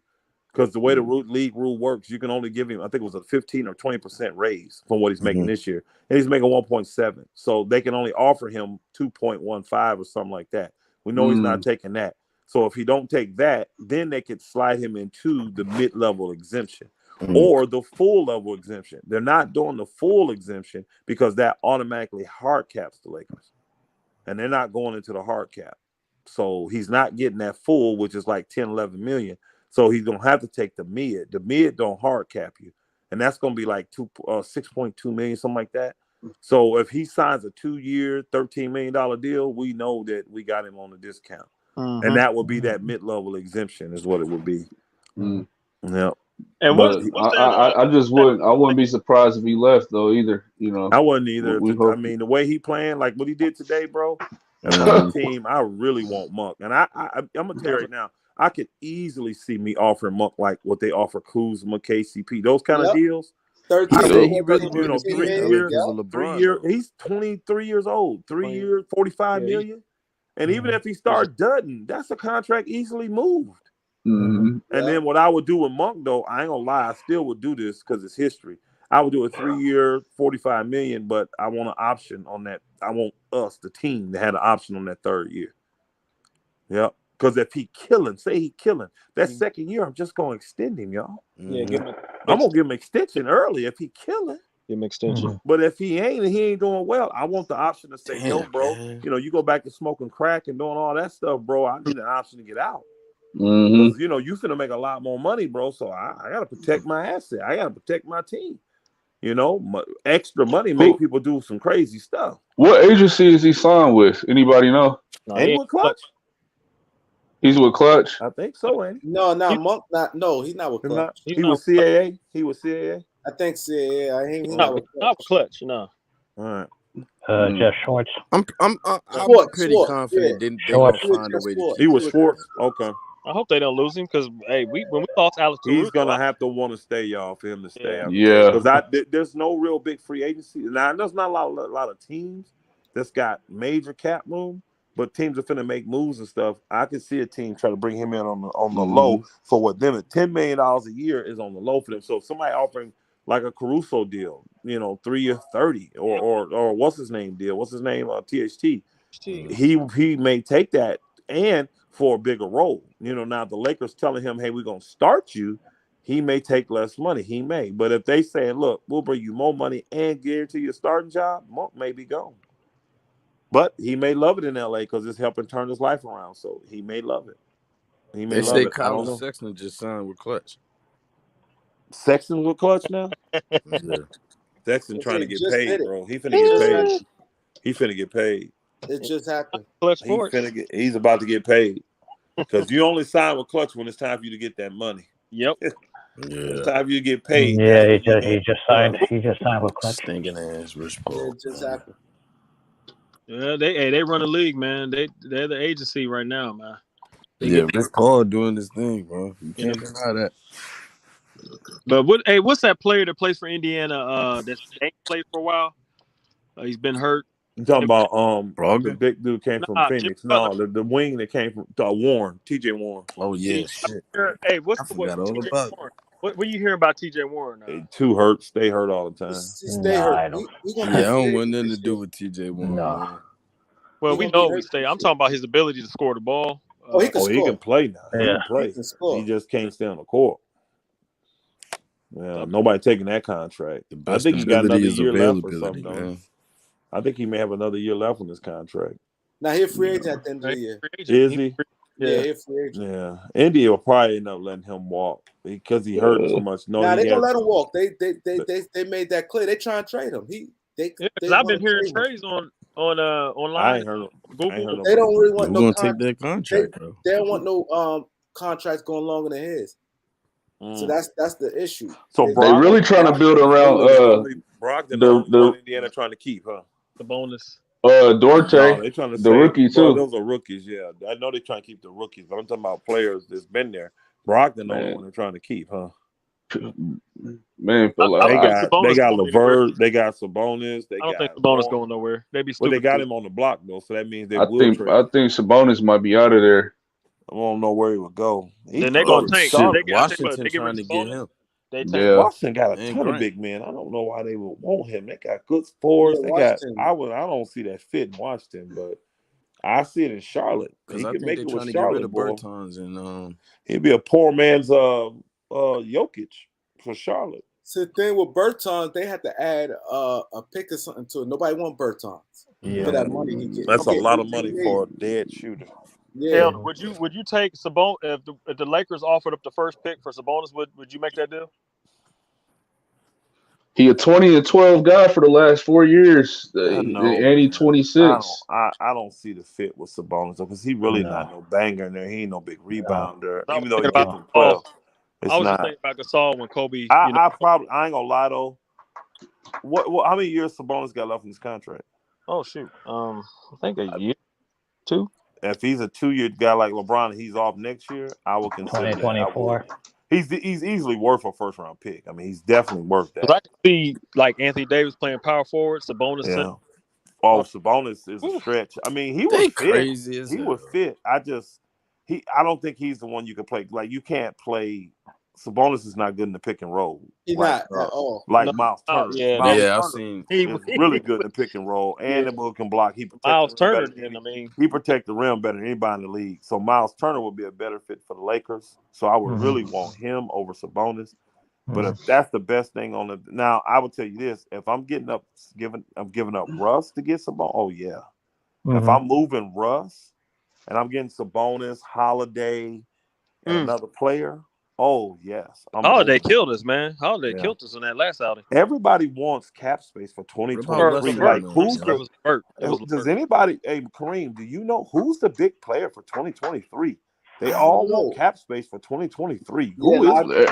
Everybody been saying this next draft class is weak. I know, everybody said 23 gonna be good. Yeah, that's why the Knicks want that Russ deal because the Knicks gonna have when is Giannis a free agent? My thing is. You don't need cap space to sign a rookie. You see what I'm saying? It ain't the draft. It can't be the draft. It's gotta be what I'm saying. When is Giannis a free agent again? It's not. He just signed. He just signed the deal. Signed. I know he said he's gonna look to do something in 2 years, but I mean that would be like forcing a trade. But there's got to be some major free agents or something that comes available or have their options. After and what you said 2023? Yeah, not this summer, but next summer. Next 2023. Not this summer coming up, but next summer. That's when everybody wants cap space. Did Jokic have a deal already? It gotta be. I mean, somebody pull up 2023 potential free agents. You got. Well, this can't be right because. Hey, when's Dame gonna be a free agent, Elder? Who? Dame Dollar. No, he just signed that loan deal, didn't he? No, he didn't re-sign with them. He eligible for extension. He's up for extension, but I don't think he's. Look, LeBron James contract ends in 2023, right? He's okay. So this list might be right. They got LeBron, James Harden, John Wall, Russell Westbrook, Chris Middleton, Bradley Beal, Kyrie Irving. Yeah, Porzingis. You can stop. You see all the superstars. And they got Jokic too. All the superstars come off 1 year. So they looking to move. Yeah, that's what it is. All these. That's the year of the superstars. They're trying So to Somebody getting lucky. yeah, because think about it, Elder. Like you said, man, we haven't had like a big. I mean, of course, James Harden did it a couple of years. Yeah. We haven't. The big fish in that, my brother, is Jokic. I'm gonna tell y'all right now. Jokic. That's the one everybody, because Yeah. he ain't happy in Denver. They're not winning. He may want to leave. That's the one. It's always normally one or two players everybody positioning themselves for. So it could be LeBron, and it could definitely Jokic. Definitely Jokic is the one. But maybe even LeBron and trying to position themselves. You got some but sleepers too with you got some sleepers too with Maxey. He becomes a little Emmanuel he ain't going quickly nowhere because he coming off a rookie. He restricted. Those guys, He those on a guys rookie be deal, restricted. right? So He you don't normally restricted. get rookies. He Only come time back. rookies leave after that time, short time, is when the team don't want them and they don't re-sign them and take the restriction off. They did Julius Randle. Yeah. Other than that, you're gonna get 7 years out your rookie. It makes no sense for a rookie to not re-up with his team. It really doesn't. So. Jeremy Grant, like the lower level free agents, like Jeremy Grant, Christian Wood is free agent that year. All of them that year, yeah. But I think you said the big fish. When I heard Jokic, I knew what was up because he's Cam Reddish. He's really a little disgruntled. Yeah, see, them guys don't move the needle. Jokic do. Jokic is the one that everybody wants to be available for if he wants to leave Denver. That's why everybody maneuvering to have a cap space that year because he may just walk away and have to be signed. You know what I mean? Or you may have to do a signing trade and go into a hard cap. But you'll do that for a year to get Jokic. So he's the big ticket that year. Jokic is. Okay. It's Jokic. Okay. Hey, do you think that the Detroit Pistons is going to come off? You think Jeremy Grant's going to be moved on the 10th? I actually don't. He's got too many demands, bro. Yeah, man.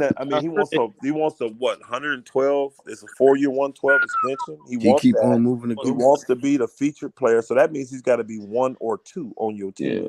Yeah. Tell me what team wants to pay him max money. And he's not that good. He's not that good for as a one. Not as a one. He's definitely See, not. that's top But remember dog his money. shooting, y'all. He played well last year. His shooting went down this year when he had that injury, so that's why his percentage is low.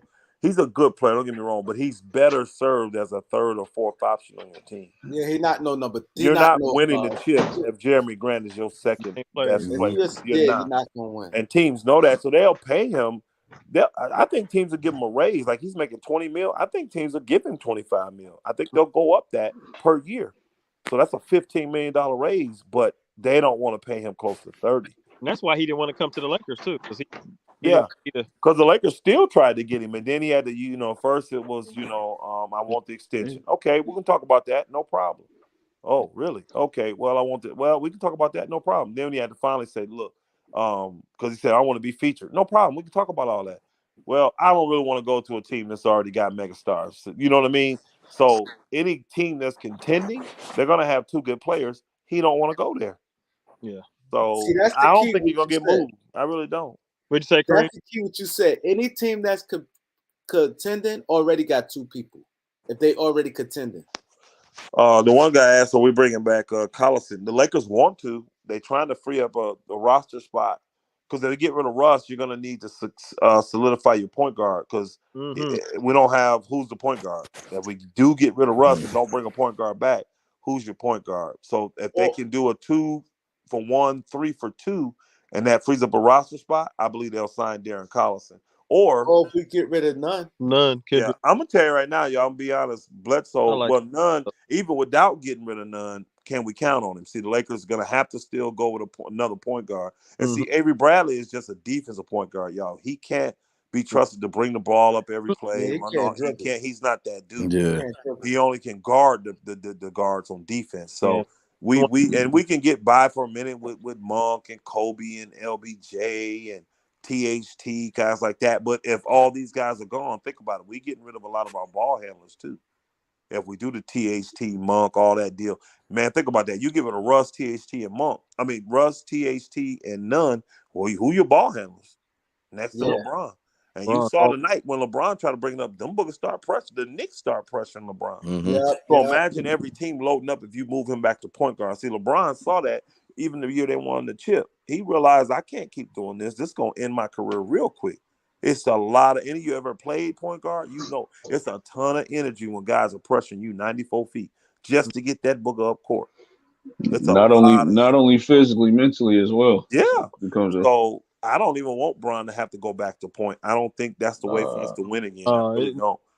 So John Wall, that's why I'm with the John Wall deal. Because he's a good ball handler. I really he's gonna want make that. much better decisions than Russ. I can deal with John Wall out there. I can. I mean, John Wall streaky, but his court on ball, you know, like his decision making is way better than Russ. Russ is just that's all we need. That's all we need. I'm only trying to deal with them. I'm not really feeling it, but John Wall, if they come up off Christian he's Wood, just I'm all as good. for it, man. He's a better defender because he will stay more disciplined on the defensive end.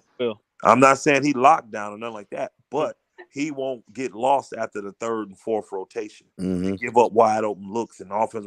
He don't do that stuff. You know what I mean? Better mentality too. And he's motivated. More he's focused. Very, very motivated right now. So I really do wish we had enough to, and I know we don't. That's why I said I wish we did, but I wish we had some assets to go after DeJounte Murray from the Spurs. That would be my ideal point guard to line up with.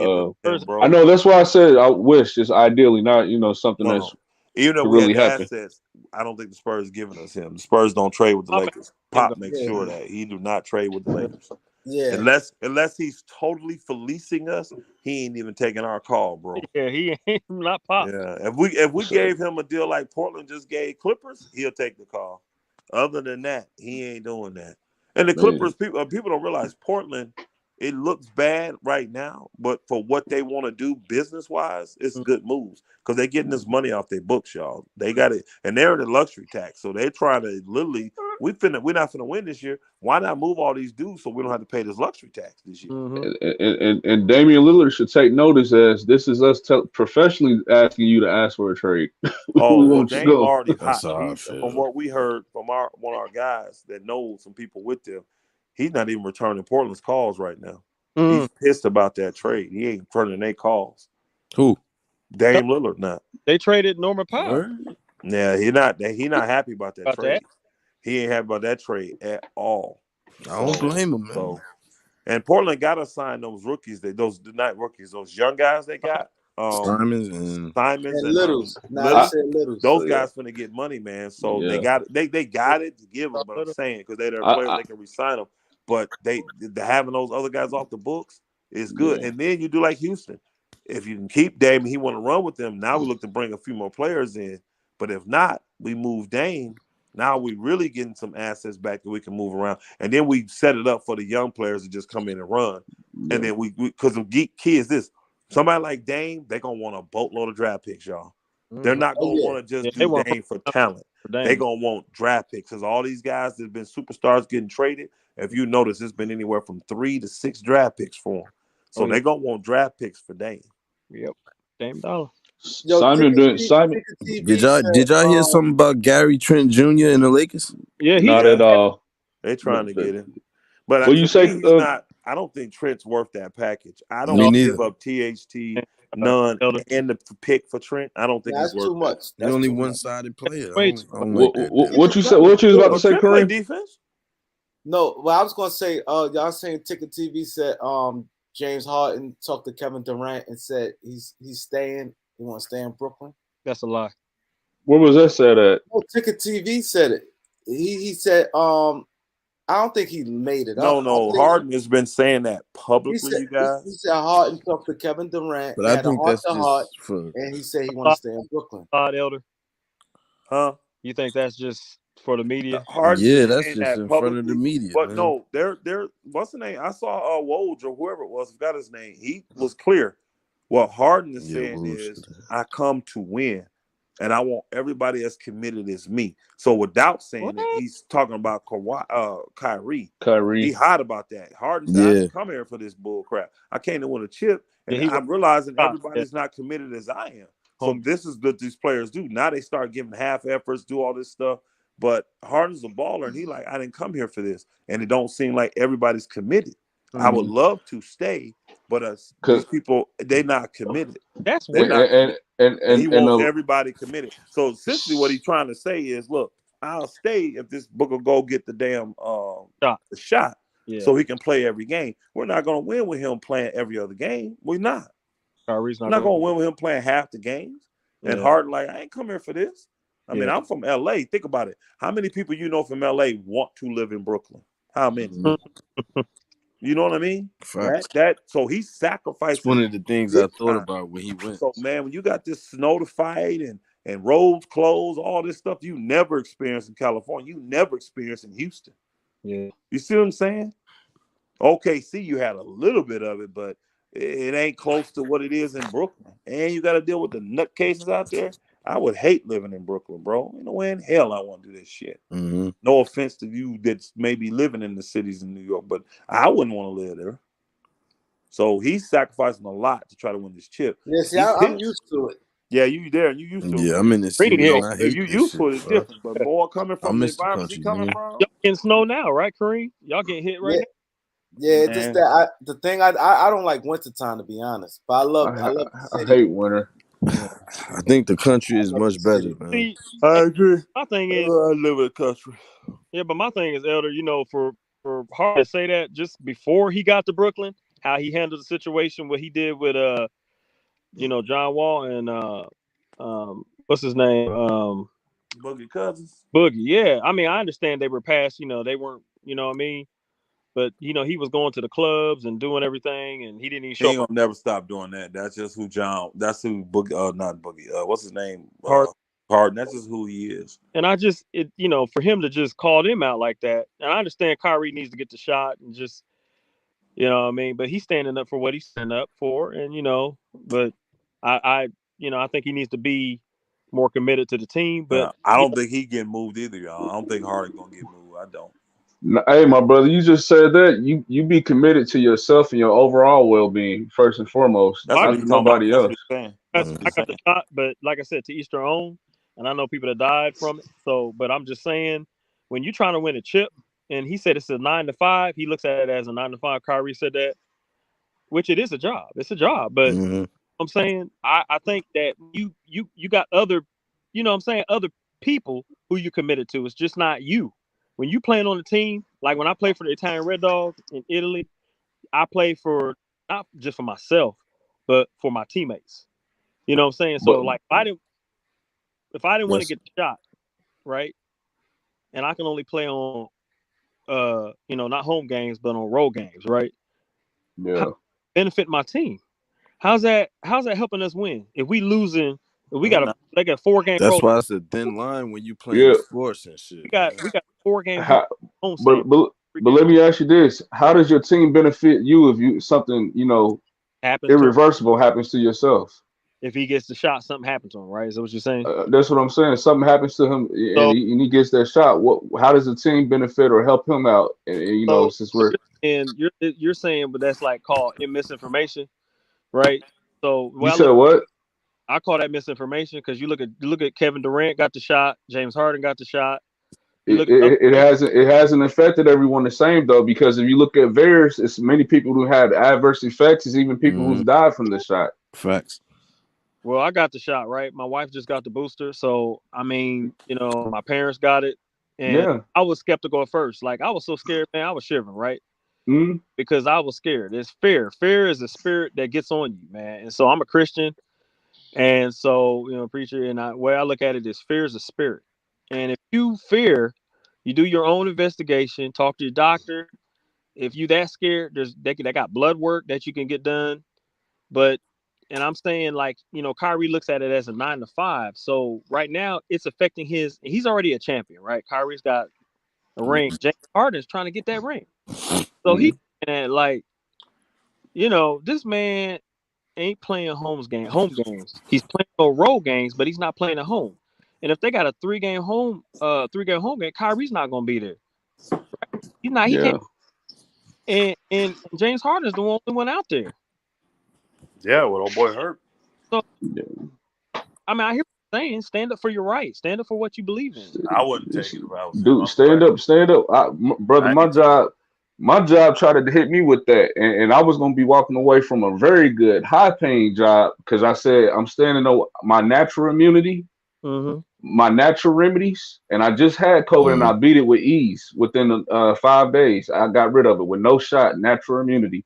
but I was willing to give up all that because I wasn't taking it. So at the end of the day, you gotta be able to look at yourself in the mirror. And I understand that you into the team sport, or it's even jobs where it's a team atmosphere. But when you go home, when it's about you, you make the decision because teams they're gonna move forward, jobs they're gonna move forward. So you just another number to them at the end of the day. I mean, look, So we know that it's kind of like somebody said, like, I guess we see what's going on in the NFL where that coach said that they interviewed other people, so I mean, Flores. huh? Talking about Flores. Yeah, Flores. Yeah, We Flores. and this, and we know that that stuff's going on in NBA where discrimination and stuff. And Kyrie did it. He took, even before that, a couple last year. I think it was last year or this year when he took games off for personal reasons. That's just Kyrie. And like I said, I respect that he stands up for what he believes in. I respect that. But it's just like, James Harden is like, look, I'm trying to win a championship. I'm not getting any younger. And like Elder said, how can I win a championship if we don't have Kyrie? yeah. Like, But did you listen to the live? Did you listen to that live with Kyrie Irving? Because one important thing that he said that I think a lot of people missed out on, he was basically told that the last year he was going to be able to get an exemption. Well, I think they told Andrew Wiggins that shit too, though. They told him as well. And Andrew Wiggins got the shot. Yeah, he felt like he was forced to, though. Yeah. He wasn't forced, but he feels that way. Yeah. I just, my thing is, I know you talked about missing a trade. There's a lot of guys in the league that don't have a shot. When I mean misinformation, exactly. When I mean misinformation, I understand you're probably gonna say you're talking about misinformation from the news, but what I'm saying is like Hulk Hogan coming out saying, well, Betty White died from it, and Sidney Poitier and Cicely Tyson and all these people died, and then when you look it up, they didn't even die from the shot. That's misinformation. The shot, they got the shot like a year ago. Some of the people he said died from the shot got the shot. I understand that, brother, but that's one person. However, you can't deny that VAERS, the vaccine adverse injury report system, has that people has been dangerously no, Kyrie's injured. only getting paid on the road games. He ain't getting full pay. He only get paid for the road games. Yeah, and people have passed away from their shot. But at the end of the day, it's your body, your choice. You do what you do. If you want to get it, you get it. If you don't, you don't. But I will say this, that people not taking care of their body, because I like Dr. Sebi. I do the black seed oil, the Irish sea moss, man. So I'm into that herbal stuff like you. Obviously, you're into herbal. So I try to do, the vitamin C and zinc, magnesium, and we could talk about herbs all day. Mullein leaf for your lungs, help power your lungs. I gave it. My parents my mom had COVID and pneumonia. She hadn't taken the shot. I gave her booster up on vitamin C. I boosted her up on zinc. Gave her mullein leaf, and guess what? She got through it in a breeze. But I'm just saying, natural immunity, man. To me personally, this is my opinion. Nothing beats that. What the shot is trying to replicate. Yeah, and I personally think there was. I don't know if you guys heard about it. I think it was about a year ago, or maybe the beginning of 2020 or 2021. They went to Antarctica, and they found all these bacteria and viruses, man, that were like back in the dinosaur ages. And it was a lot of them. And I wonder, man, it just makes you wonder, did they just like, they get all this stuff and release it. Now, I know it's a conspiracy, but just like, where did this stuff come from? I mean, now they got this Omicron, the stealth Omicron, and now they got I was reading on Google the other day where they got something like a super HIV virus now from the Netherlands, and I'm like, what the heck? What you mean by super? What you mean by that? It's like if you go on Google, it's like and you type in a new strand of HIV, it's like a super HIV virus that is more contagious. They're saying, and I told my wife, I said, "Man, what the heck? All these viruses and stuff coming out ever since the Delta is just crazy." I mean, but like I said, with Kyrie, I respect him. I respect him because he's a champion. Kyrie's a champion. He's doing what's best for his body. And hold on, real quick. Most said natural immunity can't stop the virus, but we see that this shot hasn't, because it's been highly more transmittable, even with people who have the shot. So, well, your point? Well, here's the thing: the natural immunity, the CDC actually come out actually and admitted that once you get COVID and then you get the shot, of course you get the shot. They're saying that natural immunity actually is a key factor in protecting yourself. So that is not true, because now the CDC has come out and stated that. So what I did, I got the shot and I had COVID. And let me tell you something, you don't want COVID. It affects everybody different. It really does. Yeah. Oh, but you know what I'm saying? But like I said, back to Kyrie, he's doing what's best for him. You know what I mean? Yeah. You know what I'm saying? Kyrie's doing what's best for him. But James Harden is like, look, I'm trying to win a championship. And, it's not, you can't play at home games. And Kevin Durant's hurt with that MCL sprain, right? So it just makes it harder, because when he's healthy, James Harden, the only one that's playing is James Harden. Agree. And, yeah, but my bad, brother. I gotta hop off here. I gotta go in there with my wife. But salute to the channel, man. Good talk tonight, man. Y'all have a good one. Yeah, I definitely appreciate that. You know what I'm saying? Like I said, I wouldn't. The panel probably misunderstood me. I wasn't coming on here saying that I knew LeBron. I was just saying that he's family, and the family on my dad's side, Odell James. They feel that they would love to have him come back, and that's what I was saying. I said I never met him or anything like that, but maybe they just misunderstood me. But what I'm saying, I just feel like you always see when players get close to retirement, they normally go back to the team that they were drafted by. And Bronny James can go anywhere. He could go to Dallas, Phoenix, Denver. And LeBron James wants to play with his son. He's expressed that. He stressed that.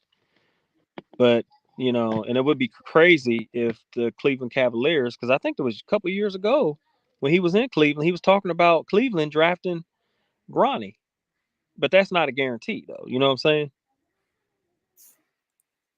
Yeah. I feel you. I don't think that nobody was saying. I just think you probably wasn't as clear because what you were saying. Yeah. Like, that's all it was. Talking, and you got 5 guys talking at you, coming at you. Even if you know what I'm saying, and it just it would be different if it was just Elder, but you got 5 guys coming at you, and when you're on a panel, to me, it felt to you. It felt like that. I understood what they were trying to say, because when you said it, and you saying it, because you should. I think if you'd have said you think he coming to Cleveland, but when you say he's going to Cleveland because this reason, and he said that he want to go play with his son, he clearly said he want to play with his son. And his son, I believe that they is going to try to orchestrate it, maybe to Cleveland or LA. Yeah. I think they're going to try to. That's going to be weird, though. Orchestrate it, but if not, he going to go play with his son wherever his son playing at. I mean, you really think, like, if his son get traded to like Oklahoma City, LeBron with James will go to OKC? Yeah. Anywhere his son go. He just retire. He'll just retire. I guess play with him. No, that's a moment. You have kids? Oh yeah, I got 7. Think like this, right? Number one, LeBron is a history. LeBron want his name submitted in NBA history. Maybe it was a father and son in NBA. I don't know if it was a father and son ever playing NBA. But I know Ken Griffey and Ken Griffey Jr. played together with the Seattle Mariners. Yeah. And played for Cincinnati too, Griffey did. Yeah. So that was big. And mind you, Ken Griffey Sr. is not as big as his son. Yeah. No, his son wasn't as big then when they played together. Mm-hmm. When his son was like a rookie. His son wasn't a big time baseball player then. But LeBron is way bigger than Ken Griffey Jr. You see what I'm saying? Yeah. I mean Ken Griffey Sr. So you can imagine the pressure right now. That's history. And then to get to say in your life, like he done did everything. He done play. He'd be like 20 years in the NBA. He made tons of money. Why not? Why would you care to go to OKC? Mm-hmm. If that's what you're gonna play with your son, so be it. Yeah, I see him. That's a moment you can never get back. You can never get back. Yeah, but what I was saying was you're gonna feel that way just because of the city. Because at the end of the day, people, I don't get why people make a big deal about what city you're playing because you're constantly traveling. You probably in OKC no more than a week out the year. Yeah, but what I'm the time the season start, let's say the season start, you're not gonna be in OKC no more than a week. Yeah. You may spend 1 week there. Y'all may have a home stretch, and then you moving. You constantly traveling. Right. But I'm mainly focused is championships. I just don't see, with me. I mean, I know that Elder's looking at his son, but I'm looking at LeBron chasing the GOAT. That's what I'm looking at. Yeah, but if let's say if the Lakers don't win this year, mm-hmm. and then next year his free agency year, mm-hmm. if they don't win again, it may be to the point maybe like, all right, I'm not tripping on no championship. Really? I'd like to enjoy this moment. Yeah, he might feel like because he towards the end. He may feel I like don't think he took 2 shots at it. If he don't win this year, don't win next year, and become a free agent, I think he out for his son, and I'd do it at that time too. If he don't win in these next 2 years, I think he'll out playing with his son. I think if he don't win this year, the way I feel is if I'm just looking like LeBron, if he doesn't win, like he still wants to come back. Of course, he had the Nice runners, and they're gonna play him, and that was good. How they managed his minutes tonight was beautiful. It was beautiful how they managed his minutes. Oh my goodness, he was able to come out, go back in, be productive, go out and come back in, be productive, and end the game, even though they went in overtime. But like I said, if he doesn't win a championship this year, unless they can, and I understand they have picks, I understand they have picks. But what can they trade for those picks to get players that can be, I'm not saying Bradley Beal or, a player who can actually make a change to where the Lakers can get better. Because right now, if you look and I know those players on the trade market right now, DeAndre Jordan and Bazemore, I don't know about Trevor Ariza, but, Howard, and, those players, Ellington, they might try to, I don't know if they can move him, but, if they can just get off those players that are just pretty much keeping the bench warm, and bringing some guys that could be productive, maybe young guys that can maybe get you about 9 to 12 points per game, and then Russ. Now, I mean, like I said, I would make that trade for Russ with John Wall, because I believe John Wall may not have lift, like he's not athletic more than Russ, but he's going to make his decision making on the court is better than Russell Westbrook. You know what I'm saying? Like his penetration, his on the ball defense. He's got his mentality is stronger than Russ. Russ breaks down. Russ, like I said, he took that shot on the backboard and it hit the side and bounced up in the air. And I'm like, and I just don't. I'm hoping that LeBron James can get in the finals this year or a play in, which I think they're in ninth, and so I hope that he could be able to get in the play in, maybe 7th or 6th, or actually 8th or 7th, and then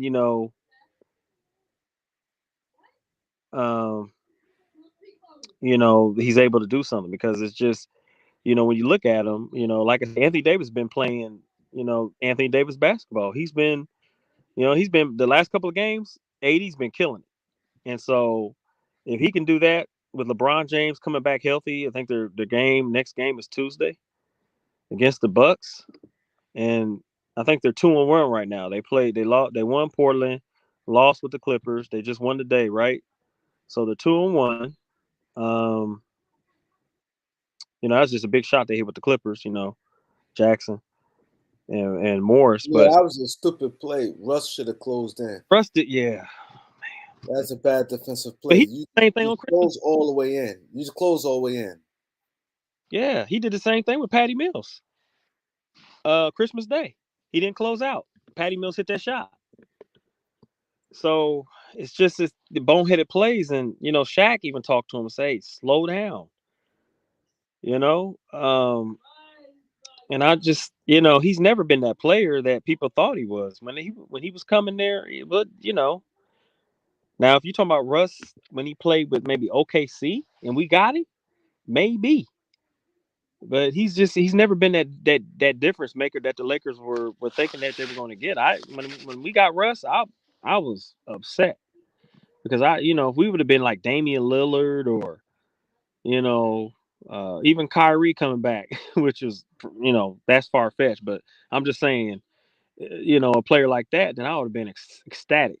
But Russell Westbrook, and Andy and LeBron vouch for him, so it makes it kind of hard. And when you got a player like that just playing the way he has, it's inconsistent. It's just, and then, maybe they can just bring in, like Elder said, Collison, who's a good ball handler, who can give you, get a couple of games under his belt, give you about maybe 10 to 12 points per game, and, was able to pass the ball. When he played for Indiana, Nick Collison was good. Darren Collison was good. Yeah, but I don't think he the same Darren Collison. No, I don't think we can't expect that Darren Collison. Yeah. No. I'm saying when he played for Indiana, he was a good player. But he could probably come back and give you maybe 9 to 10 points a game. Get a couple of games under his belt to where he's, if they do try to bring him back, because Russ does too much. He just, he missed a dunk, he missed a couple of layups, and he's just inconsistent. I mean, there's games where he just, I think he's hard on himself. But it's just, I just think that we just need to, if we can, which the only team that make a trade with us is Houston. And and it would be nice if, they say, hey, we're going to give y'all Christian Woods. And, if you give us that pick, that would be nice. Because Christian Woods is a player that you can plug in there, let him work, with John Wall, and you can have a lineup with John Wall, Christian Woods. You could put Malik Monk out there, Avery Bradley. You could rotate. You could put different players out there, but I just feel like, if we don't win a championship this year, we definitely have to win next year. Because I just, I know what Elder's looking at. He's gonna go where his son is, but I'm looking at championships because LeBron really wants 6 championships. He really wants to be the number. He wants to be the yeah, but you said he wants 6 championships, but if he don't win this year, and then next year be his free agent year, he don't win there. That's 2 more years, and he still have 4 championships. Yeah, he gonna come to the point where and he's going. You don't think he gonna be declining?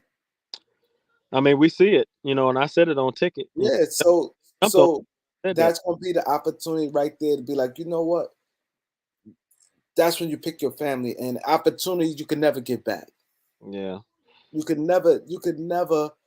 He'll make history because I don't know if it ever was a basketball player, father and son, play together on teams.